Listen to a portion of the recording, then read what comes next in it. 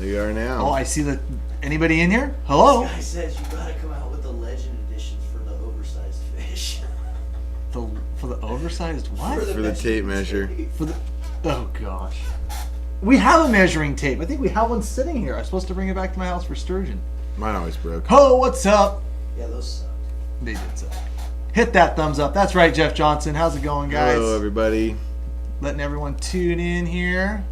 We're having fun tonight. I love the little chat room everybody had going there for a little bit. I mean, it's kind of people, I think, start to make friends on this deal. See what's going on the river. Because they all know we back start and at forth. 7. Yeah. Kind of do. Exactly. What's up, guys? Gals? Kids? People? Tuning in from Applegate? Yeah. You guys know the drill. I don't even think... What are we giving away? Oh, we don't have prize packs yet. Well, then. We gave so much. Marlon wasn't here. Marlon wasn't here last week, so we gave away so much stuff. We don't have anything to give away anymore. Oh man, you guys Marlon are about hasn't to seen lose that bill again. Clint's messing up. Did we give away shit? We gave away some No, we stuff. gave away prizes. Like, how many did we give away? We didn't give away any of what you said. Yeah, I think there was like 6 or 8. And then we tried to auction off your car. Yeah, I told someone $100,000 super chat. You get Marlon's truck, Oh, let's give these. which you would. Yeah, in a second. Let's go. Hey, $100,000. I'll give you my boat. Let's go. $100,000 super chat. You can buy my boat right now. Ooh, that's a good deal. I'm doing it. I just need to $100,000. Go get $100,000. I don't want to see it, bud. Oh boy, what are you doing? You're screwing my comments up, Clint. Okay, I'm relaxing. Anyways, guys, let us know where you're tuning in from. We're going to put together a prize pack for you. Tonight, we're going to be talking the most favoritist. That's a word. The It most is favorite. now. Most favoritist subject in the world, river etiquette. My oh my. Always a What a good one. subject. It's always a good There's going to be so many opinions tonight. It I is. can't wait. They're just like bunholes. Everyone's got one. Yes. Smell like roses. Should be fun, but this is always a fun discussion, and we always try to do it once or twice a year. And definitely time to be doing it now. Everyone's hitting the rivers, catching fish, water. Got some good rain last week for those of you that are living in the Northwest. And Yeah, right. If you There's live in the fish. Northwest, you can draw a circle around you within what? 50 to 60 miles. you don't have to drive 50 miles anywhere right now. to Anywhere. catch It fish. doesn't matter. As long as you live in Oregon, Washington, maybe not Idaho. I don't know. I don't know what's going on out there, you guys. I'm Maybe sorry. Idaho too. I don't know. Yeah, and you can go have a fun day of fishing right now. It is fantastic. That's The so awesome. moment we've all been waiting for, honestly. That's right. It's been a lot of crying, a lot of bitching up until this point. But Yeah. we got fish now. Fish everywhere. Doesn't mean we need to stop with all of our initiatives. No. Well, we got 400 of you guys tuned in here right now. We're going to do a couple little things different tonight. Claire, are you ready for picture stuff? I don't need the attitude. I just need a yes or no, and I'll hit these super chats. Yes. Okay. So real fast, we got a couple super chats from James Stett. Hey, guys.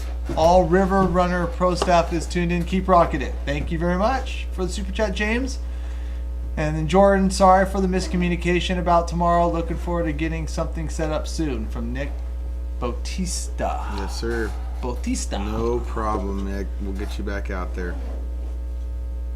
Which one of you guys has the rich Whoa. parents? Neither one of them. Oh, don't be posting pictures yet. I gotta talk about what we're doing. Me. Gee, what do you? Did you Parents? really? You fail? Oh, my parents. Loaded. What are you doing? Are people seeing that right now?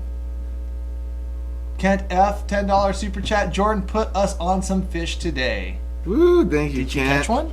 Was it a silver one? Oh, Was it a there were pretty some one? big ones too. Was it a big It was one? a fun day. And man, the way it started pouring this morning, I was like, man, we're in for it. It was wet. It was a little cold.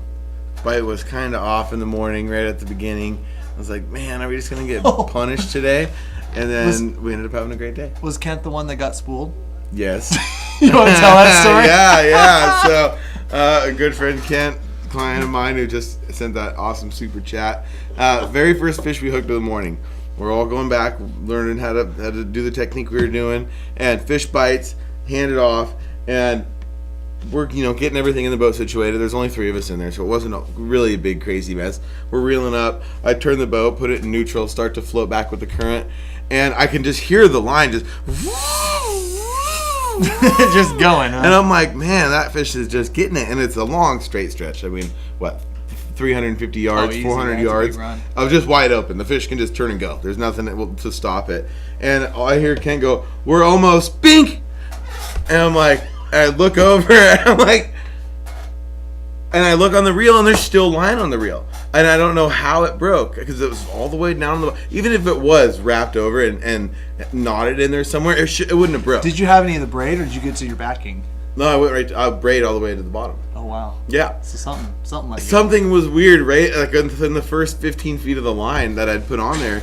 And so, bing, there it goes. And I'm like, and originally he thought I was mad at him for losing the fish. And I'm like, I'm just kind of shaking my head. I'm like, what the F? You know what I mean? I'm mad that I hate break. My biggest pet peeve on the river is breaking fish off because it's avoidable. Especially if it's just in open water. If it's your knot, or as the guide, if it's like something that you could have fixed, or something you didn't pay enough attention to and broke off, blah blah blah. So I'm sitting there going through my head like, why did that happen? And I'm like, and I even said to him, I said, we're either gonna be embarrassed by how big that fish is, or it was huge. Because I've had that before. Plenty, we all have, where it's like, oh my god, this is huge, and you come up and it's an 8-pound fish or 10-pound fish, and you're like, oh, you're kind of embarrassed at yourself for making such a big deal. But 5 minutes later, I get a call from Cameron.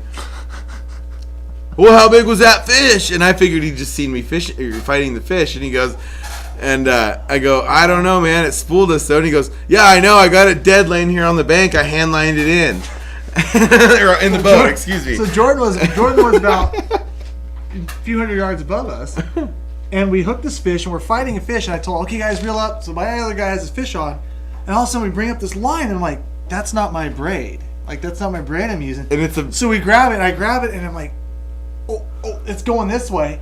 And so a guy named Adam had his fish on. And so, like, he's playing his fish. I'm pulling this orange line, and I'm pulling it around. I'm like, oh, my God, there's fish on there. And it's, like, shooting. So we, like, hand line this fish, and I pull it up to the side of the boat. Client grabs the net. I'm like, net him. And I scoop the fish in the boat. And we were, like, it took us, like, 10 times longer dealing with that thing. So we net this fish, and I'm like, I know exactly. I'm like, there's only one dingbat fishing above me. I know exactly whose fish that is. And this prototype line. There's 3 people in the world that have that line. Right, there's 3 people in the world that have that line. And I'm like, I know exactly where this fish came from. So then I net the fish, I turn around, Adam's got his fish on, and he's been fighting it probably 10 times longer than he should because we were dinking around with that stupid frick, because there was like 100 yards of it. I'm like, pull it all up, we're like wrapping it up, and then he loses his fish, and I'm like, son of a gun. So like we get back, settled, get back to fishing, and I called Jordan. I'm like, so how big was that? He goes, I don't know, but we got spooled. I go, yeah, it was about 12 pounds, hen, chrome bright, sea lice, it's laying on my floor. And I'm like, and by the way, I go, I'm keeping it because I lost my client's fish because I was busy dinking around with that one. It was a total cluster, but it was a really nice fish, by the way. I thank you for that. And I told Adam, I go, well, you're gonna keep that one because we fought his fish way longer because it was just a total disaster. That was but awesome. At least we got the fish. Yeah, we all traded off. One way or another, we got it. So Kent, thank you for hooking and tiring that fish. A couple of things real fast. Brady Taylor, thank you for the super chat. Huge shout out to Nick Popoff for the fishing on Monday. And I forgot the other super chat, that $10 one.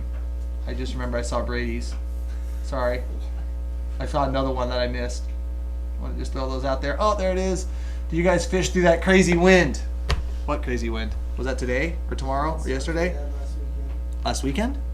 Yes, there was one yesterday. Well, yes. Yes. Coastal, yeah. What day was that?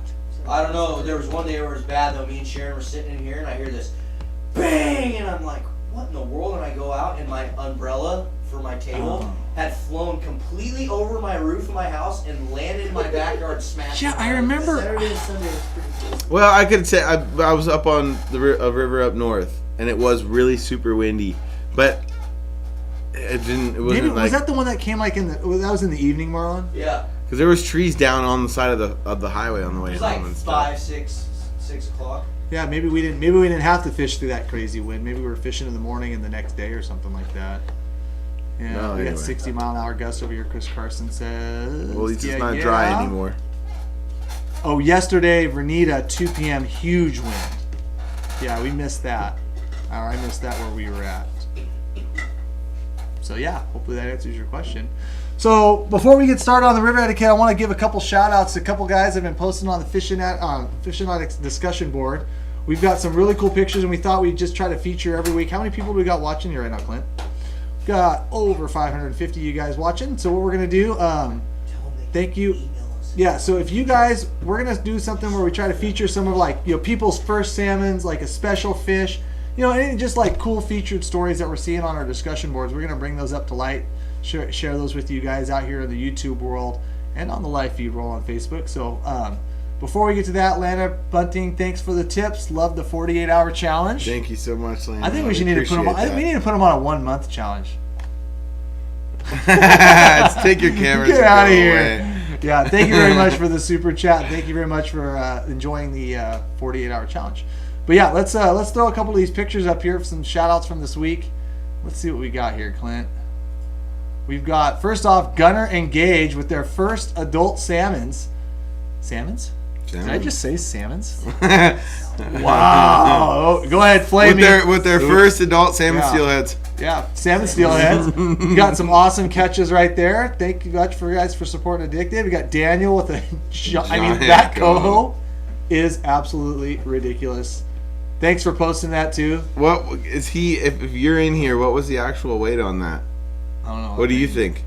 Look at his if your fingers are going through the gills into the jaw like that, and the jaw is still that big, that's a monster. I mean, that's 19 pounds, 18. That's sick. 18.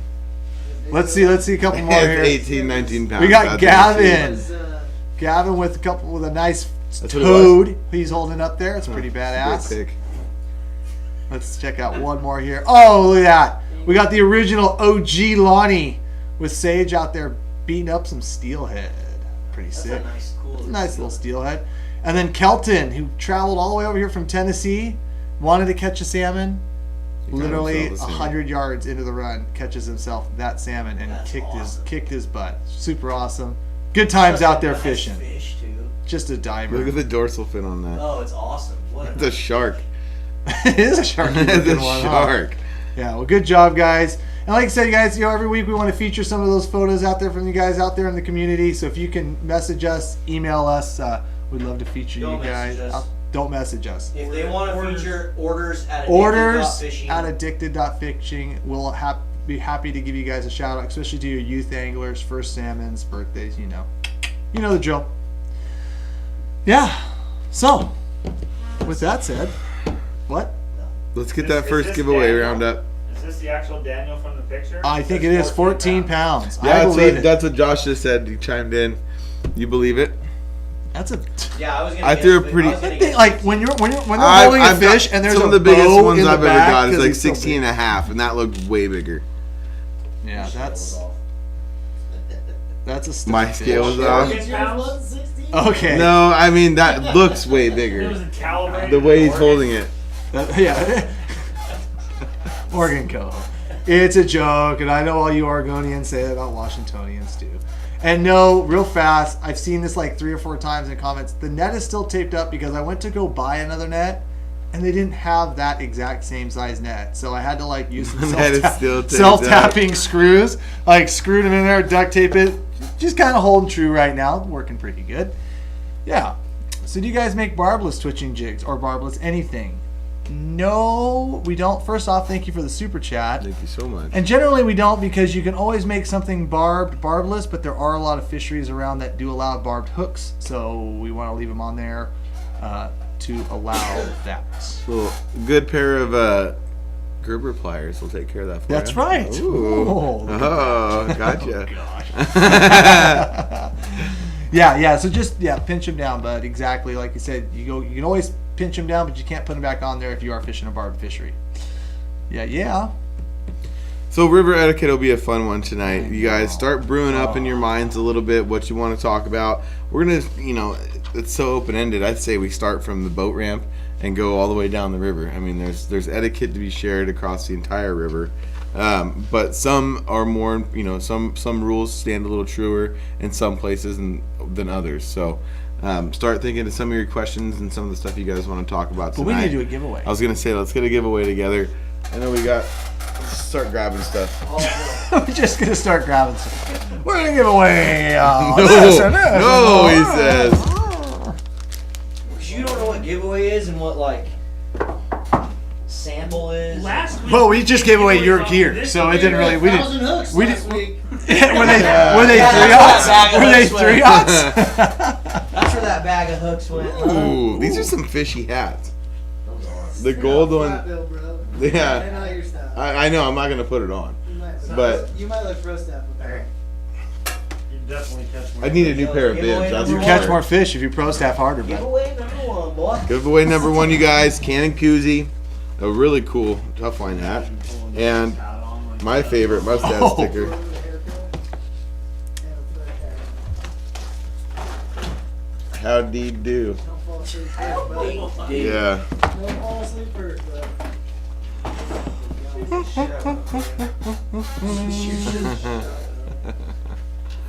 River Etiquette 101. If you see Clint, low hole him. Lol. That's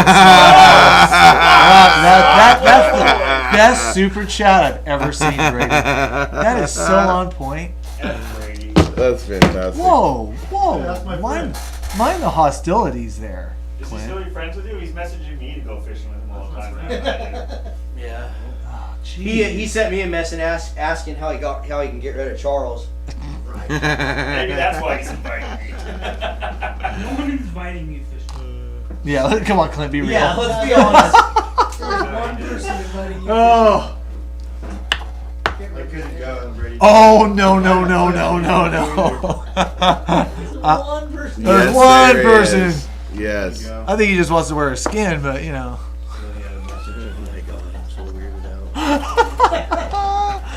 All right, we're getting a You prize can't pack together, say guys. that. There you go. 1, 2, 3. All right. It's okay to follow me on the river, but only if you fish 50 feet behind. That's right. Up river. Oh. Well said, Doug. All right. So what's the question for the start here? There's a lot of people tune in. I think if they Okay. commented, I think they're already in the random draw. I mean, if Clint was paying attention and actually looking off his phone. Whoa. Every time he ignores me, I'm just going to start talking about popping questions again. What do you want? Instant reaction. We want a winner. We need a winner from somebody who has previously commented before. Dude, how about that underwater footage of the sunfish? Unreal. That was epic, dude. Fire. Was it I cool? wish Sean would have put more of that in there. Because that was like. You know, for how long and slow of a day of fishing it was, that the episode seemed super action packed. It was great. He did a really good job on that. I got caught up on The tuna sleep. episode. Yeah. For those of you guys who wondering what we're talking about, there was a sunfish in there, and I don't remember much else. Yeah, because he slept the whole time, all the way out and all the way. But we all needed to get caught up. That's We right. needed a slow day of fishing. Apt 10 apartment Apt 10 Cakery. Your comment won you that first. Wait, what did we say we were giving away? The hat, the koozie. The hat, the koozie, and the sticker. Sweet. First, we need to You stop won. yawning. Either way, email orders at addicted.fishing. Tell us what you won, and congratulations. Thanks for commenting. We'll give away a couple more prize won the packs hat, as we the get a little sticker, further into and the the live feed. Yeah. Oh, I'll save this one as well. Well, that gets us right going along with it. So, Going along with it. river etiquette, man. We had a great podcast, little Yeah. discussion going. But, New comments, Clint, please. you know, I think the biggest thing that we established Talk with our about last flossing. conversation is just the sheer basic minimum of communication on the river, and how simple it makes everything, and how unconflicted it makes everything while you're out there. Yeah. So, I think the most important feature, the most important fact, and this is a fact, if we're on the rivers, that if you see a boat and he has like the guide stickers on it, that they have the right of way and they can do whatever they want, No. whenever they want. I figure we just need to get that right out of the way, that we own the water, that we have the right of way, and then that's just the way it is. oh man. If it's got guide stickers in black but no name, that one, no. You cut that one off and you low hole them and you smash them. Live feed over, right? Like, that's all there is to it. That's all there is to know. Yeah, live feed over. Thanks, guys. See you next week. No, that's a complete joke. And I just wanted to touch on that because it always seems to come up. You know what I mean? Especially these discussions. Like, anybody guiding out there, you are a fisherman. You are still a fisherman. You don't get special treatment. You don't get special preferences. You don't get special nothing. You are still a fisherman. We're all sport fishermen. So before we get into these like discussions, like I just figure I want to nip that one right in the bud and just say no. So that was a complete joke. And in fact, actually, if guides generally don't perform good river etiquette, or kind of get perceived in that light where they're not, they generally get blasted online and stuff like that. So it's kind of a self-regulating feature. Is that in the guide handbook? Yes, Anita. No, that's completely not. I wish there was a guide handbook. It might help out there. But no, that is not the case. Guides are sport fishermen, period. No one gets special preferences on the water. Thank you very much. Chris Clark, kayaks floating the river need to know etiquette. Ooh, Chris, everybody needs to own etiquette, and lumping different groups and users like guides or bank fishermen. I almost said bank maggots. Come on, it's a joke. I'm a proud bank mag. No, I don't think we can lump categories of people, because just like they're all a cut of society, right? You're going to have good bank anglers and bad, good rafters and bad, good drift boaters and bad, good guides and bad, good sledders and bad. So everyone that owns a jet ski is an idiot at the rate. Except for everybody that owns a jet ski is a complete moron. Clint, says Clint. Please send all messages to Clint Laurie about that. Yeah. Goodness. Yeah, but we do appreciate the super chat. Thank you very much. Anyway, but I think along those same lines, though, saying kayaks need to learn etiquette, I think what he's meaning is I think a lot of people, especially on certain rivers where are very easy to access with kayaks, this time of year. And when we started talking, why we brought up this subject tonight of river etiquette is because we're moving into tributary season. People aren't out in the big river anymore, where everybody's rolling the same size lead with the same flasher going the same direction. There's nothing you can really mess up unless you're really being a dummy. Or have a complete accident. And a lot of people understand that. But once we get into these tighter areas and these smaller rivers, with the same amount of people trying to focus in that, luckily this year we have fish, so it's spreading people out. But those kayakers, and I know what he's talking about, I've seen it before, they paddle around and they act like they don't exist. So if you're a bank angler, you'll be fishing a spot, a guy comes in on a kayak, he has to stop and get out and fish the hole with you. There's other spots he could go, but he's still moving downriver. You have to understand that he's not going to get to come back to this hole. He's not coming and fishing it later. He's not walking back upriver or anything like that. It's his only opportunity to fish it. And if you made the decision to stand on the same rock all day at the same spot, you need to coincide with him and understand that he's only going to be there for 15 minutes. Or 10 minutes, or 3 casts, or whatever it may be. But he's not stealing the glory of your fishing hole. So having that communication as he rolls through, like we already said, and we're just going to keep bringing this up all night. Yeah. While he rows by you, hey, you mind if I hit this little bit of a tail out at the end here? I'm going to swing a spinner, or I'm gonna drift a bead through there. And you don't want him to say, no, I'd rather if you started here and let me work down first. I haven't hit that tail out yet. Bam, crisis averted. You go fish the head of the hole, he goes and fish the tail out, you get to fish through, everybody fished, everybody's happy. You might even make a friend on the way home, honestly. So having that communication, opening up the opportunity to communicate back and forth and figure out what each of you want out of this experience is going to save you all the headache and all the cuss words and everything else throughout the day. So I couldn't agree more. I am trying to digest the 55 great comments and questions that this is already going into. Anchor, I don't even know where to start. I was going to say this. Holy cow. Yeah, it's going to be boy. a heck of a night. Well, let's touch on that. I mean, like you said, the communication part, but that's not just for the kayakers and the bank anglers. But whether you're a bank angler approaching, another angler in the hole, whether you're the new guy, because one thing that I think happens a lot with new anglers is they'll show up to an area and they might get there, let's just say it's like a hatchery hole, right? Popular place to bobber fish. Multiple guys will show up there in the day. You don't want to be the one guy that's going to show up there earlier with a plunking rod. You're probably not going to be well liked. And yeah, you were there first, but there is this peace that, when in Rome, you need to do as the Romans. You can't understand where you're fishing. Like if you're new to the area, maybe have a little bit of what's the word I'm looking for? Maybe have a little bit, not patience, but maybe have a little bit of Just understanding. humility, and Oh, just there you like not thinking that you don't know everything or what maybe's like going on. And like if everybody isn't just a know-it-all out there, and everybody at least makes the effort to try to like get along and try to fish together, like I think that takes a lot of the, I don't know, I guess it'd be animosity out of it. I hope Right. that made a little bit of sense. Like Right. I don't want to show up if I'm a new angler, and I understand that there's a lot of fish at this like hatchery hole or this really crowded spot.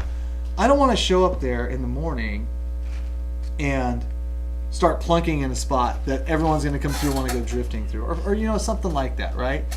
So if you're familiar with the area, have a little bit of familiarity. Like understand the boat traffic in the area, like where boats have to move if they're trying to move up and down the river. Understand that this type of hole is really conducive to this type of fishing, and those people are going to fish it that way.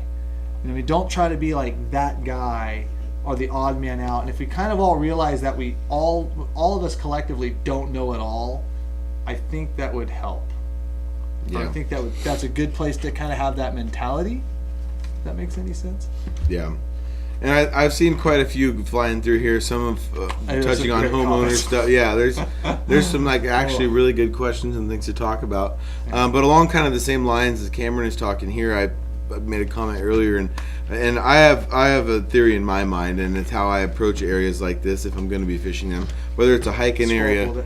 or it's an area that you can drive right That up big to. one, Brandon, Mike. Let's start there. But if you are anywhere from, I would give this boundary of a half mile above or half mile below any hatchery or any deadline situation where you either have a dam, you have a straight up deadline, a bridge that you can't fish anywhere past that accumulates a lot of people. Any kind of hatchery instance, there a half mile above and a half mile below is in my mind no holds barred. You cannot say anything if somebody comes up and casts straight across from you. If somebody walks up next, and yes, there's a different that set of grievance rules. of 5 feet away or 6 feet. Excuse me. 6 feet. That's Uh, right. That's the other thing. All y'all breaking them COVID restrictions. There's the out there, grievance 6 of feet. 6 feet, but the biggest thing really is if you're in those sections of river and you've subdued yourself to that sort of situation, you gotta just roll with the punches. You gotta have fun. You gotta make friends with the guy who just cast it over your line instead of yelling at him, and just know and using that same mentality of you don't know it all, going in and standing next to a bunch of people who might have just started fishing a week ago. You can't get mad at them for being fairly ignorant or not knowing the situation or knowing exactly when to cast, because in their situation, ignorance is bliss. They're just out there trying to have a good time. And so using that, gauging those areas, yes, and we're going to breeze into this, but you go 2 miles downriver to a hole that you have to hike 1,000 yards down a trail to, you cross a creek mouth and then walk up to. If there's 2 or 3 guys there, you give distance, you give that bit of fishing grievance, but you can't. Those areas are where you go to if you want to be away from somebody casting from you. Yeah, there's a different set of rules, like understanding that if you're going to these crowded areas and you're fishing kind of off of them. Yeah. And then there's always Saturday morning where everything's crowded. Yeah. F it, it's the cue. Yeah. So there is no set rules. Like there's no, and I think what you could really allude to is that there's not a rule of like you have to stay 25 feet below somebody who's bobber fishing. Like that's not going to apply at a hatchery, and it's definitely not going to be applicable like somewhere like you said where you're hiking further away. Does that make a little more sense? Like there is no set. But let's start with Brandon Mai. Like, what about this situation? If everyone on a run is fishing wall to wall during salmon season, top of the run is covered, and there are a few spots down in the tail out, would it be etiquette to ask? And this would be like a classic situation what Jordan was just talking about. Like, if it was like a very crowded, very popular salmon fishing area, and as long as you're not impeding on the people that are fishing a certain way above you, it probably wouldn't, like, I'm not going to go down to the drifting run, and there's 10 guys there and 5 guys there, and I'm going to go in there, and I'm probably not going to ask everybody. I'm probably just going to do it. Yeah. But now if I hike 1,000 yards and I get into the run and I'm like, oh damn, someone beat me there, and I'm gonna step 50 yards below him, I might just say, hey, mind if I take a poke down below you? Or the guy might, and nobody owns the water, so there's nothing to say that I couldn't do it like legally or really ethically. But you never know what the guy might say. Like, he say, oh, I was just getting ready to step down there. I was kind of working this run through, or he might be like, go ahead, or I'm out of here. I mean, like, having that communication, like I said, those rules are different. So yeah, it's probably important to ask at that point in time. Yeah. No, in that situation, I think walk up, and of course, if there's 5 guys fishing bobbers, don't go drift fishing over their bobbers or throwing a spinner. Match what they're doing, but in that case, who are you going to ask, honestly? And the worst part about those situations a lot of times is you get some of those dudes who get in their little cliques and they get to be a little bully. Yeah. They start bullying people around, yelling at people for even wanting to step into their little snagging run, or whatever it might be. Snagging run. We all know what's going on with this story. Yeah. But try not to be bullied by them. If you do need to ask that crowd, you just feel it out. Go to the river and smile at everybody and see where it gets you for a day. Yeah. So, we got any We're other going to good just try to nail questions here, because Yeah. there's some really good situations here. Yeah, do that J-Hag there, if you don't mind. This is kind of interesting. One time I snagged maybe a mammoth sturgeon because it was moving, but jacked at least 3 other boats. Lines felt horrible, didn't want to lose gear or possible fish. When would you cut a snag? Well, I mean, that's kind of a fun situation, because even that kind of stuff happens like out in the big water, in the Columbia. And, the best thing to do is just, obviously if you hooked a sturgeon or you hooked a big fish and it's running under people, you've got to yell at them. Because sometimes people just they're just not paying attention, or they just don't know. Case in point, I was out in the Columbia just this year fishing. We hooked a big salmon, and we were kind of in a crowded area. And it was one of those ones that there was just no stopping it. A young kid was fighting it, hooked the fish, and it just started barreling through the boats. And a couple boats realized it real quick and brought up, but I was kind of yelling towards other boats, and one boat just turned and looked and wasn't aware of the situation. That I'm like, hey, I'm yelling at you because there's a fish about to smoke your lines. Smoked all their lines. And so, I'm not going to cut my gear per se on that one, because I had a reasonable chance at, I was in a boat, I was going to go down and chase it. You know what I mean? And I don't want necessarily, I'm going to do everything that I can to land that fish.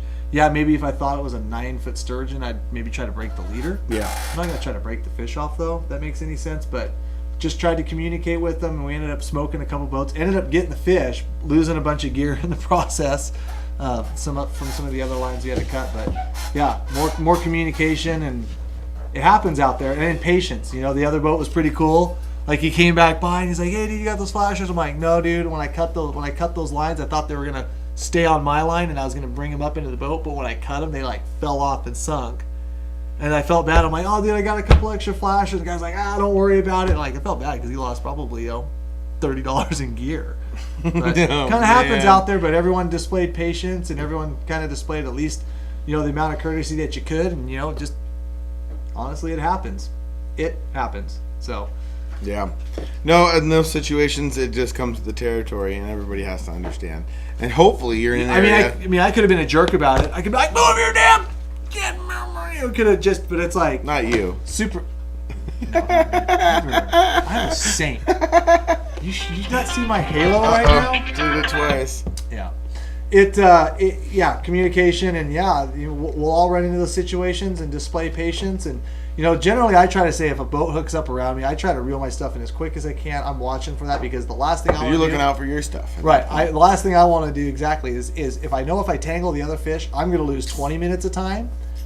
Whereas if I just reel up right now, I can save myself. I'll only lose a minute of time. And so I do also am a firm believer that the other boats, and whenever there's a fish on, pay attention to them and reel in as quick as you can too, just to try to give that angler some room.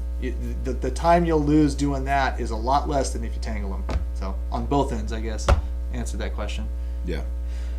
We got a super chat from Stephen Taylor. If everyone is flossing beads and you come in and give space but run a float setup, you're not crowding, but people cut lines over it and get pissy. Yeah, so that's a little bit of oh boy.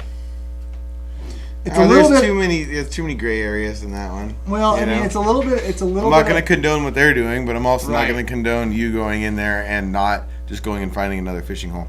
If you want to fish right, you want to catch fish, odds are those fish there probably going to be a bit spooked, a little bit on edge, might Well, I mean, not when be just in- but- aggressively biting. But when in Rome, right? So if a person is fishing a certain way, whether or not you agree with that way, and that seems to be kind of the flow of the land or that spot you're fishing, you don't want to go in there and upset the apple cart. Like, and we know we're not going to get into the debate here that flossing is snagging and drift fishing is flossing, because like you might think that they're flossing, they might be actually drift fishing. And so like I said, when in Rome, it's kind of a do as a Roman thing. I wouldn't walk down there, see all these guys flossing or drifting, whatever it may be, and throw a plunking rod in the middle of them. That's probably not going to be well liked. Yeah, but he So- said he's running a float setup, and he says he has room. If you have room, you're not He said, I interfering. have room, You're and not. they're still getting pissy and cutting my line. That's kind of what Well, he's that means, implying. but that means he's probably interfering with the way that If they're anyone's fishing. cutting the dude's line, That's not good. that's crossing the... That's not good. But I will say this: if someone is fishing Cut my in a line? spot, I'm going to shoot your kneecap out with my gun. okay. Anyways, you're part of the problem. I'm just kidding. But listen, but here's the thing. But Marlon, would you walk up to the hole if you had 5 guys standing there all drift fishing? We're just gonna take flossing out of it right now. Would you walk in there and just expect? Because I mean, the drift might be a little faster. You might be like running your float out longer, and like when people get into those rhythms when they're like guy cast, Yeah, guy there's cast, certain guy areas cast. it's really hard to do, but if there's Right. room, So there's room. if there's room, there's room. But if there's room, that means you're not interfering with the way the people are Yeah. fishing there before. So it means you shouldn't be tangling their lines if there's room. Yeah.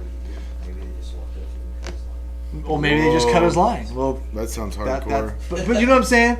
Hopefully that answers your question a little bit. Like I said, a little bit of wind in Rome. Maybe go up, maybe go down. You shouldn't be tangling with people. It'd be like no different than if there was like a plunking guys, like 10 guys plunking, and then I walked up and I like went between. There's room here. I'm just cast my bar. I just keep tangling their lines. Like you're not. You're now that kind of guy, whether you agree with it or not. Make sense? Yeah. Am I? So how do you? On point. Here's a good question. How do you deal with those guys, Which ones? the bully anglers? Oh, I just don't give a rip. Right, you get on step and go find some better water. Yeah, but I just. What if I you're don't- what if yeah. you're the poor fella throwing the bead setup? Run. You don't. Or you could just be like Charles. That's real weird. I mean, generally, if that's the situation, I'll go find some other water because I'm a good fisherman and I've learned how to fish and not fish a spot. Yep, that's exactly. I mean, that's what. So Yeah. sometimes, and trust me, it happens hundreds of times a year where I think, oh, I'm gonna go to this spot and I'm gonna get there, and I go motoring up the river or walking down the river and there's someone there, and you just have to learn to adjust and deal with it. Marlon remembers the last time somebody tried to bully me on the river. Oh, red boat? Oh, I almost ran him Oh. over with my jet boat. Oh God, Is that when you were that's young? not good. Yeah, for but he was etiquette. threatening us with a gun. I was like, let's see it. Let's see it. I got a boat. Jordan. That thing doesn't even shoot. I was pretty calm. 'cause He was. I was like, Yeah. come on, Marlon, get my back here. Best option is just to go find somewhere. Yeah, keep a else. level head and just keep fishing. Because if like he said, if you want to become a better angler, it means keep moving, keep finding water, and Yeah. stay out of those situations. Learn how to fish. Yeah. Don't learn how to fish a spot. My favorite Learn how time to fish spots like that is when you show up and go, and the words "Oh my God, nobody's here" comes out of your mouth. That's Yeah. about the only time you'll find me there. You know. Pew pew. Lana Bunting with a super chat. Please come help me in Sacramento. Never caught a salmon yet. Lifetime goal. I'll tell you what. We can't come help you in Sacramento, but you can read our video or watch our videos and go on the websites and check some stuff out. But if you come to Washington or Oregon, we could help you out as guides. But that would be it because I've never fished the I heard Sacramento. their conditions down there right now are rough. It's real hot. The water's low. Real hot and low, They're struggling. kind of tough. Yeah, well, it's not up here. It's rainy, wet, beautiful, lots of water, salmon everywhere. So, man, I appreciate the super chat. That'll be a tough sell right now, peeling us out of the Northwest. Yeah, it's hard to get. I mean, it's hard to even take a day off. Fishing's too good. So let's see. Now let's breeze away from just your hatchery, cork line, normal people problems, and get into like more of the bank boat or the boat stuff. My favorite is this is a bank spot, or this is a boat spot. I was here. The bank angler was there for 6 hours, but the boat comes into the hole and it's like, I'm going to run my bait through here because this is a boat spot. What I say is, it looks like a river to me. Or the boat that's been anchored there for 3 hours in the dark, and the banky comes up and goes, this is a bank spot. Yeah. What about those interactions? Man, you're stumping me tonight. Again, the open level of communication, realizing that everybody should be able to fish every part of the river. There are a lot of people. But you have a boat. You can go anywhere you want. True, but we know people with boats, and some of our closest friends. You got 2 feet. You can go anywhere you want. Exactly. we know people and friends and have friends that literally, will float to certain holes and they'll stay there for 10 hours and then they'll go home. And that's not my idea of having, there's fish involved. But I have too much ADD to be doing that. I need to be moving around on the river, finding fish. But in that case, they've secured that hole. They've been there since daylight. But they will let every single person that floats by fish through. They will never say anything about casting. They will, They have their spot secured. But they do realize, because they're avid anglers and they have courtesy and they understand, they will not it's a crowded river. Crowded river. Everybody has the right to fish through a spot. So what if these guys were sitting on the bank and that boat wanted to just come anchor right in front of them? Now we're talking. Because it's interfering with how they're fishing. Huh? Exactly. And I think instead of a minor inconvenience, it's changing the way that they're going to fish. Get 3 or 4 casts, back row through it. Josh had a great story where he was anchored on a hole doing the exact thing we're talking about. Another boat came through pulling plugs. He could see him, cussing and swearing as he came around the corner because he was messing up his run. And Josh waved him through, encouraged him to fish, wanted to see him put those plugs through there because they'd already given it all they had. They'd already fished it. They'd already allowed people, they've already allowed themselves enough time to make sure with their skill that they covered the hole. And the people came through, but they didn't plan on leaving. Let people fish. It's everybody's river out there. Even when it's private property or it took you, hiking down 2 miles of cliffs to get there, it's everybody's river. And you're all only out there for a short time. So, and that's my biggest thing with the bank and boat, or with this kind of even lays in with like landowner stuff, is when I do come up and I fish a spot and I pull over and somebody says, you have the whole river to fish. And I say to them, you have this hole the entire rest of your life once I'm gone. You know what I mean? You're making the decision to stay stationary and stay at that spot. I'm coming through and I'm fishing it for 10 minutes of your life. Then you never have to see me again. And so that having that understanding and that being on the same level there, where yes, you're secure the spot, you may know something they don't, doesn't mean they can't fish the water. So I don't know. What if the river's not crowded? So what if I floated 5 miles? I'm just playing devil's advocate here. Right. I was playing 5 miles and I go around the corner and there was a bank angler. I really wanted to fish that hole, but I still had another 5 miles to go. You keep fishing. Keep fishing. Keep fishing. No, drift through. You can't get mad if your bobbers are floating in front of your boat when you go by, or you back troll past them. I would never stop. Yeah. On those spots where people are anchored or on the bank, I try not to station myself anywhere in their vicinity. You know what I mean? I'm not gonna stop in front of them and fish. I might fish the water, but I'm not gonna hold up and invade their space by continuously fishing in front of them. So yeah, yep. Quit your bitching, keep fishing. I like that one. Yeah. Coming from being a bank angler and a boat guy, like the amount of access to be able to get down from the bank, I take that into consideration when I'm in my boat. See, and that's right. And so, and here's the thing. I know how hard it is. Right, and so they're forced to fish these spots. I think there's different styles of rivers too, because like some of these other rivers that have like 80 drift boats on them, that's just kind of like what everyone's doing. Remember our saying, Marlon, from up north? That's what. To heck with it, it's the. Yeah, exactly. F it, it's the Q. Yeah. Because there was so many people, and then people would just like go right in front of us, and they would just like, they'd literally be drifting by, and they'd be like, "Cool, bloop," I mean, go right by, and you're like, and then we didn't say anything, and and then the next boat did it, and then the next boat did it, and then we caught a couple fish, and then we realized it didn't matter, and people just did that all day to each other, and like I said, it didn't matter, and everyone caught fish, and we were so glad that we didn't like just tee off on the first two boats that did it, because we would have looked like complete dingbats. But that was just kind of the like I said, when in Rome, doing as the Romans. That was just kind of like the culture there. Yeah. Is that the best word? Yep. So because what I want to get back to is, like I said, that 5 mile drift, and I ran into 2 bank anglers. I'm catching fish the whole way. Like sometimes that interaction gets a little weird, because a lot of times, like, I won't fish that spot. I mean, yeah, I'll be mad, and then sometimes, you know, most of the rivers we know where the bank anglers are going to be. Uh-huh. Like, I mean, to the point where you're coming around down the corner, and it's like, I better slide over to this side, so when I dump into the hole, I'm going to probably see him sitting on the wall or whatever. And I'll go right by, I mean, I'm talking right next to bank anglers. And it's funny because, like, half the bank anglers know what you're doing, like when I'm trying to slide the raft, like, right into them. But the other half don't. And they give you these really weird looks, like, what are you doing over here 3 feet in front of me? And it's like, Right. dude, I always try to make it a point to be like, hey, just trying to stay off your water, moving through, watch out, you know, like, coming through. And I'm just trying to make it a point to stay off the water. Now, there's going to be those situations where runs, the way, like, the rapids position themselves, or the water, like, where we're not, you know, the boaters don't have a choice. And I think the bank anglers know and understand those runs, for the most part, where they're going to, you know, if a boat comes through the hole, they get all ticked off and jilted because, you know, they went over their water, they went over their fish. I mean, there's holes where people have to go over the fish, and there's holes where people don't.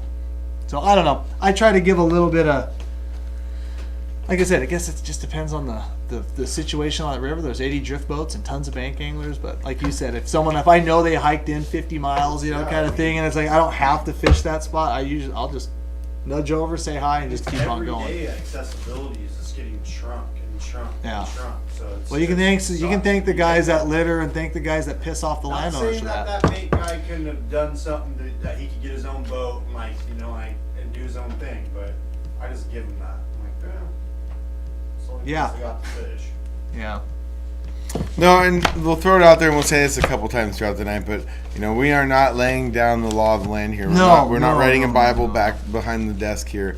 But this is all very situational, you know, this is all opinions. This is all situations on the river. There's That no I 10 don't- commandments Even when of I'm out fishing there etiquette. trying to make a living doing it, I don't get mad at people for doing certain things. You know, the only pet peeves I have, one, are if people shadow me all day. Just follow, I mean, just keep messing with you, keep starting close. And a lot of times you'll feel like it's intentional. You know when there's a fine line in between just hard fishing and being in the same rhythm, or, you know, really, really trying to mess up somebody's situation, you know what I mean? Whether it be on the bank or in a boat. Seeing guys run down ahead of you or run, you know what I mean? Just all kinds of different stuff like that. Other than that, if it comes to fishing and being in a fishing run, I'm up for anything, you know? And one of my favorite rivers to fish, you can't fish from the boat. So I've been dealing with this my whole life. This is where that half mile above and below the hatchery thing comes into play, because so many times, even when I took you guys, I think the first couple times, we'd pull up to some of the holes and I'd pull over and be like, oh man, there's a guy here. And I'm like, doesn't matter.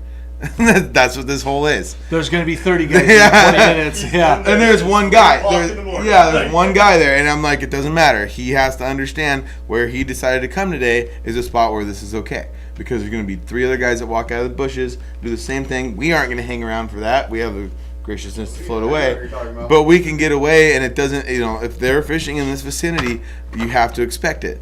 And so I think I come from one of the places that honestly do have some of the best fishing etiquette, because there's areas that you do stop straight across the river from somebody because you're forced to.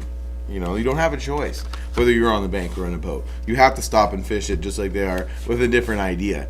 But again, if you have enough confidence and you're there at the right time, it doesn't really matter. Everybody's going to get their share. But just keeping that communication and knowing those boundaries of body language, as to, you know, you avoid a lot of body language and cuss words and stuff if you do, just like Cam keeps saying, have that talk when you first encounter somebody on the river, whether you're in the boat or in the bank or even in the boat ramp. There's a guy sitting there. He's got all his rods. You see him rigging up his boat. He's sitting in the. You go up to him and ask, like, "What's going on? How's your morning? What are you doing here right now? Can I go first?" Not just sitting there honking the horn, saying, "Get out of the way." It's so many of those easy interactions that are important to make, or steps that are important to take to avoid those kind of interactions. So, are you seeing any more good? Oh, I'm seeing tons of them. I'm actually getting a little distracted again because you guys are bringing up a lot of good points. Someone made a statement. They're like, it's okay to ask somebody what they're using, but it's not okay to get mad when they don't tell you. What are you But using? sometimes it's a good idea to walk up to a place and be like, "Hey, I mean, are you drifting here?" If you're not seeing them actively fishing too. So Well, that can sometimes help. because last year I went to a river that I'd never been to, walked up, asked if I could fish where I was at. I was like, "Do you mind if I fish below you?" And he didn't even respond to me, just kind of nodded. Yeah, Didn't go want to for it. talk to me. 2 casts, bang. I whack a fish, I'm landing out there. By the time I get that fish landed, guess who was standing right behind me, waiting for me to walk back up that bank so he could talk to me about what I was using. So you gotta be careful what bridges you're burning. Yeah. Like, Yeah. it kind of boils down to like a life lesson, like don't treat So other you- people, Yeah. treat people how you would want to be treated, and Yeah. things will go your way. Like things will be good. Yeah, he probably wasn't all that happy to see you, but then when you caught a fish, he wanted to be your yeah, best he- friend. yeah, he wanted to know exactly Ooh, what you was doing. that? How'd you do that there? Yeah. Twitching jig, eh? Right. He was on it, dude. Like, he was just waiting for me to come back. That's so funny. Let's see here. Everyone What? thinks I'm snagging when I'm twitching. Oh, I know. I see those comments online, Chris.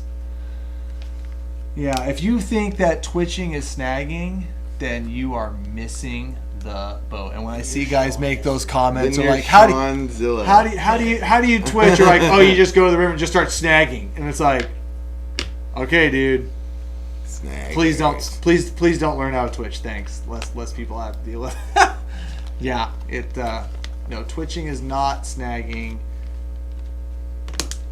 It's a damn good way to catch Done fish. properly, for sure.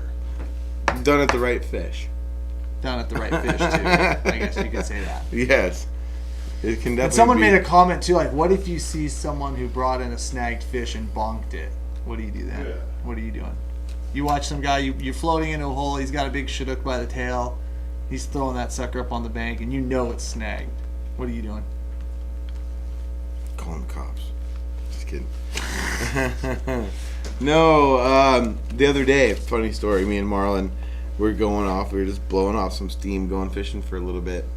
And we get to this one park in Blow off particular. steam. Clint piss you off? Yeah, we were just out brainstorming, we were just, just getting YouTube ideas. And we get down to the river and walk down to this run that we were going to fish. And we're looking for steelhead. We're trying to pick out, some late summer steelhead.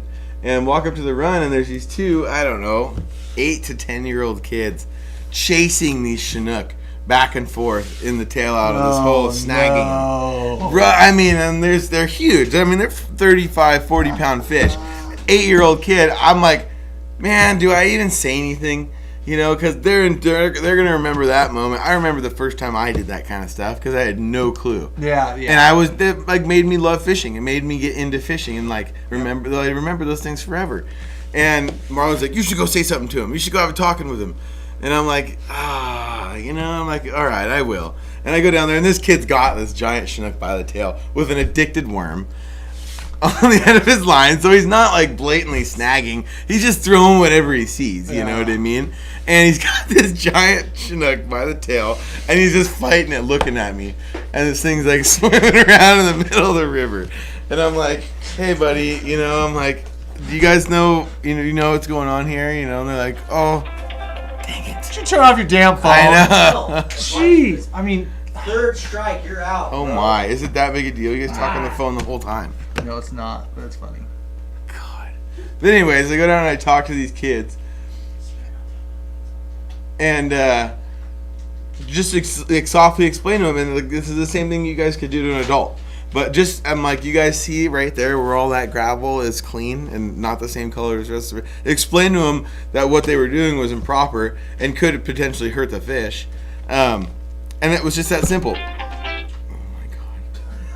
God. I was in the middle of a conversation. How am I supposed to turn it down that fast? Anyways. Fired. What'd they say? The kids? Yeah. This is like a Josh story right now, where there's like no climax. I was trying to finish it, and then you guys freaked out about my damn phone. Like, Well, it's your that big a phone deal. rang for the fourth time. Jesus. Let's be clear. Now Um, you guys are feeling the wrath of Clint. This is what Clint has to deal with. He's sitting here trying to run the live feed, and you're constantly Oh, just I don't freaking. I never Fair. say anything. I don't. Who's calling? That was 3 different people. Oh, my God. Who thinks it's funny to call? Clint just called him. Somebody, it's about to happen. But anyways, the kids turn around and go, "Oh, the YouTube guy says we shouldn't be doing this." And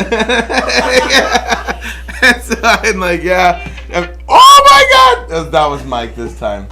All right. Anyways, but the point of the story, moral of the story is that it's not a bad thing to kindly go over and explain to somebody what they're doing might be improper, or that there is a better way to do it. There is a better way to do it. So take the snagging out of it. Don't There's do been that. many a times that I've pulled into different areas, whether I be trolling, whether it be the Columbia, whether it be this or whether it be that, and communicated with somebody who was doing something what I perceived as wrong.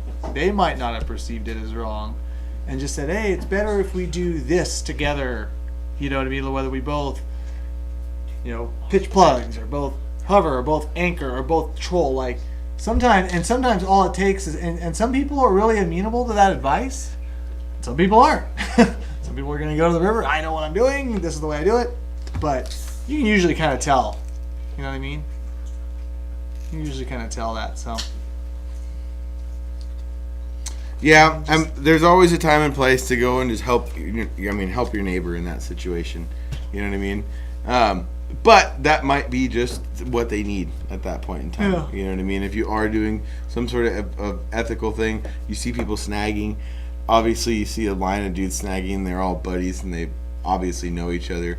Probably don't go. No, you just stay away from that You one. might not go and Let the old jump in. officer deal with that one. Yeah, that's when you might, if you see really bad things going on, you might go towards law enforcement or do things like that. But just stay within the realms of your own morality of what you think is right and wrong, and don't force that on other people. But if it's that bad, that's what the hotlines are for. That's what the poaching hotlines. I was gonna say, I ain't gonna lie. Like, there's been times where there was one time.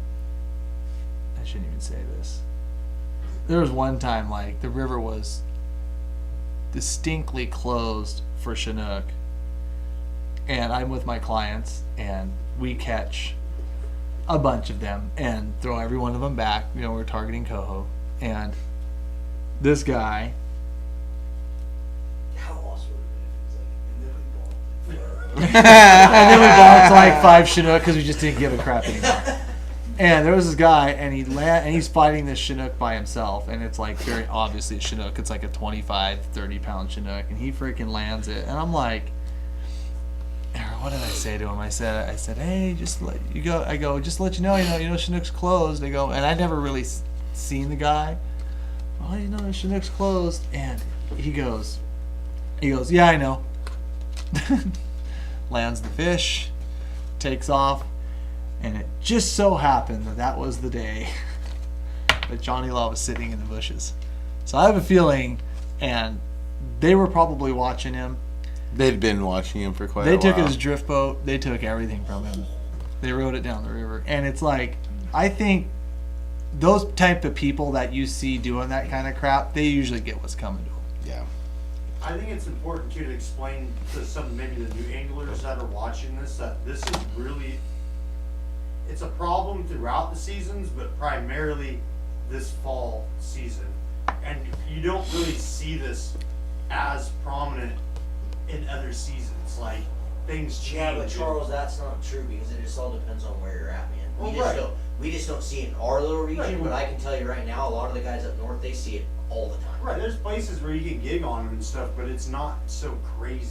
In the Midwest, every one of those rivers, a lot of times, are just packed. guys snagging them. A lot of the snagging is legal. Yeah. Yeah. Is it? In Yeah. the Midwest? Mm-hmm. You can just snag. Yep, there's a few. I had a guy in my boat from Pennsylvania a couple days ago, Oh, and no. there was rivers in Pennsylvania that you can just blatantly. Yeah, it depends on where you're at. Yeah. Huh. Big old treble hooks. We're going to get the mustad weighted. Shoulder to shoulder. 4-aught KVD. The tail out snagger. That's snagging treble. You know, there's a comment on here that you guys can't see, but he said the jerks that give the sportsman a bad name kind of sucks. And yeah, there is that kind of lasting effect too. That, you know, the guys that are ripping them, and you know, you got the tourists going to the hatchery spots and seeing that kind of behavior and stuff. Yeah, it definitely makes it a little rough on everybody. That is very true. Let's Get another giveaway going. yeah. Let me try to catch up on some of these comments. Holy cow! I literally pulled a treble the size of my palm off the riverbank. And yeah, it's out there. It's out there. Well, let me see here. How many people we got watching, Clint? While we have our discussion, there's 1,000 of you guys watching live. So why don't you guys fire up some more? Why don't we steer this? Why don't you guys steer this conversation? And like I said, if you made a comment before, trust me, there's a lot of comments going through. I'm trying to watch a. They need to thumbs up to YouTube. Yeah. There's 700 and only 100 something. Ooh, 700 on YouTube watching, and there's only 100 of you guys. 858 on YouTube. 858 watching on YouTube, and only 100 thumbs up. We need to get that to. You guys need to do. So deselect that live chat. What are we giving away for the next giveaway? This is a big one. It's a big one. This is a good one. It's a big one. It's a big one. Oh, a chromer. We got the Gerber Zinger. The Gerber Zinger? White Defender? Zinger. Defender It's called Zinger. the Zinger, isn't it? That's what I call it. But it's the Gerber Defender, compact tether. We got some Procure Salmon Slammer Super Gel. Say that 5 times fast. Salmon Slammer Super Gel. Salmon Slammer Super Gel. Salmon Slammer Super Gel. Yeah, let's pull it up. And then we got the Dave's Tangle Free Salmon Pack. Soup. So Let's go, pretty Simon. much Look at this. that's a good pack. That's a good little prize pack, guys. Holy cow. Yeah, I love it. I take that any day. I love it. We need a question. We need a question. We need a question. We need a question. Don't ask The real me. question. Clint, you come up with Oh, great I'm questions. not- Clint, every- you come every up with time I great do questions guys- all the time. No. I'm just here to produce. Part of your job. Why don't you go back to the main cam? Because we're not even doing anything with side cam, but you're not paying We're trying to attention. read your notes.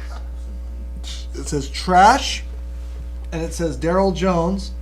The reason why I had this on here is because Daryl Jones was a guy in Oregon City, passed away sadly to cancer. It sounded like yesterday, and I've known Daryl for quite some time. Even though we didn't fish a lot together, I knew him through a mutual friend, his friend Susan, and his wife Susan, and yeah, kind of a sad deal. So, kind of Rest in peace, give it Daryl. up, give it up to the fishing guide, Daryl Jones, who, like I said, sadly passed away yesterday. Thoughts Take a are with cast. his family. Yep, take a cast for him, and yeah, keep at it. Ooh. But Yeah, less sad we deal. know in bank. Okay. We need a question though. Oh, this is. No, I'm not falling for this trap. I'm not doing it. How about what is a reasonable distance to fish below somebody? No, 1 foot. Wait, that changes. That well, that's changes. just everybody's. It's just a. Yeah. It's just a question to pick from. How about would you rather fish in a boat or on the boat? There you go. Would you rather That's fish on the terrible. boat in the bank? Answer the question, and then how do you hide your catch from new people coming up the bank? I have a great story about that. How do you hide How your do you catch? hide your catch from new people That's that an come up the awesome bank? question.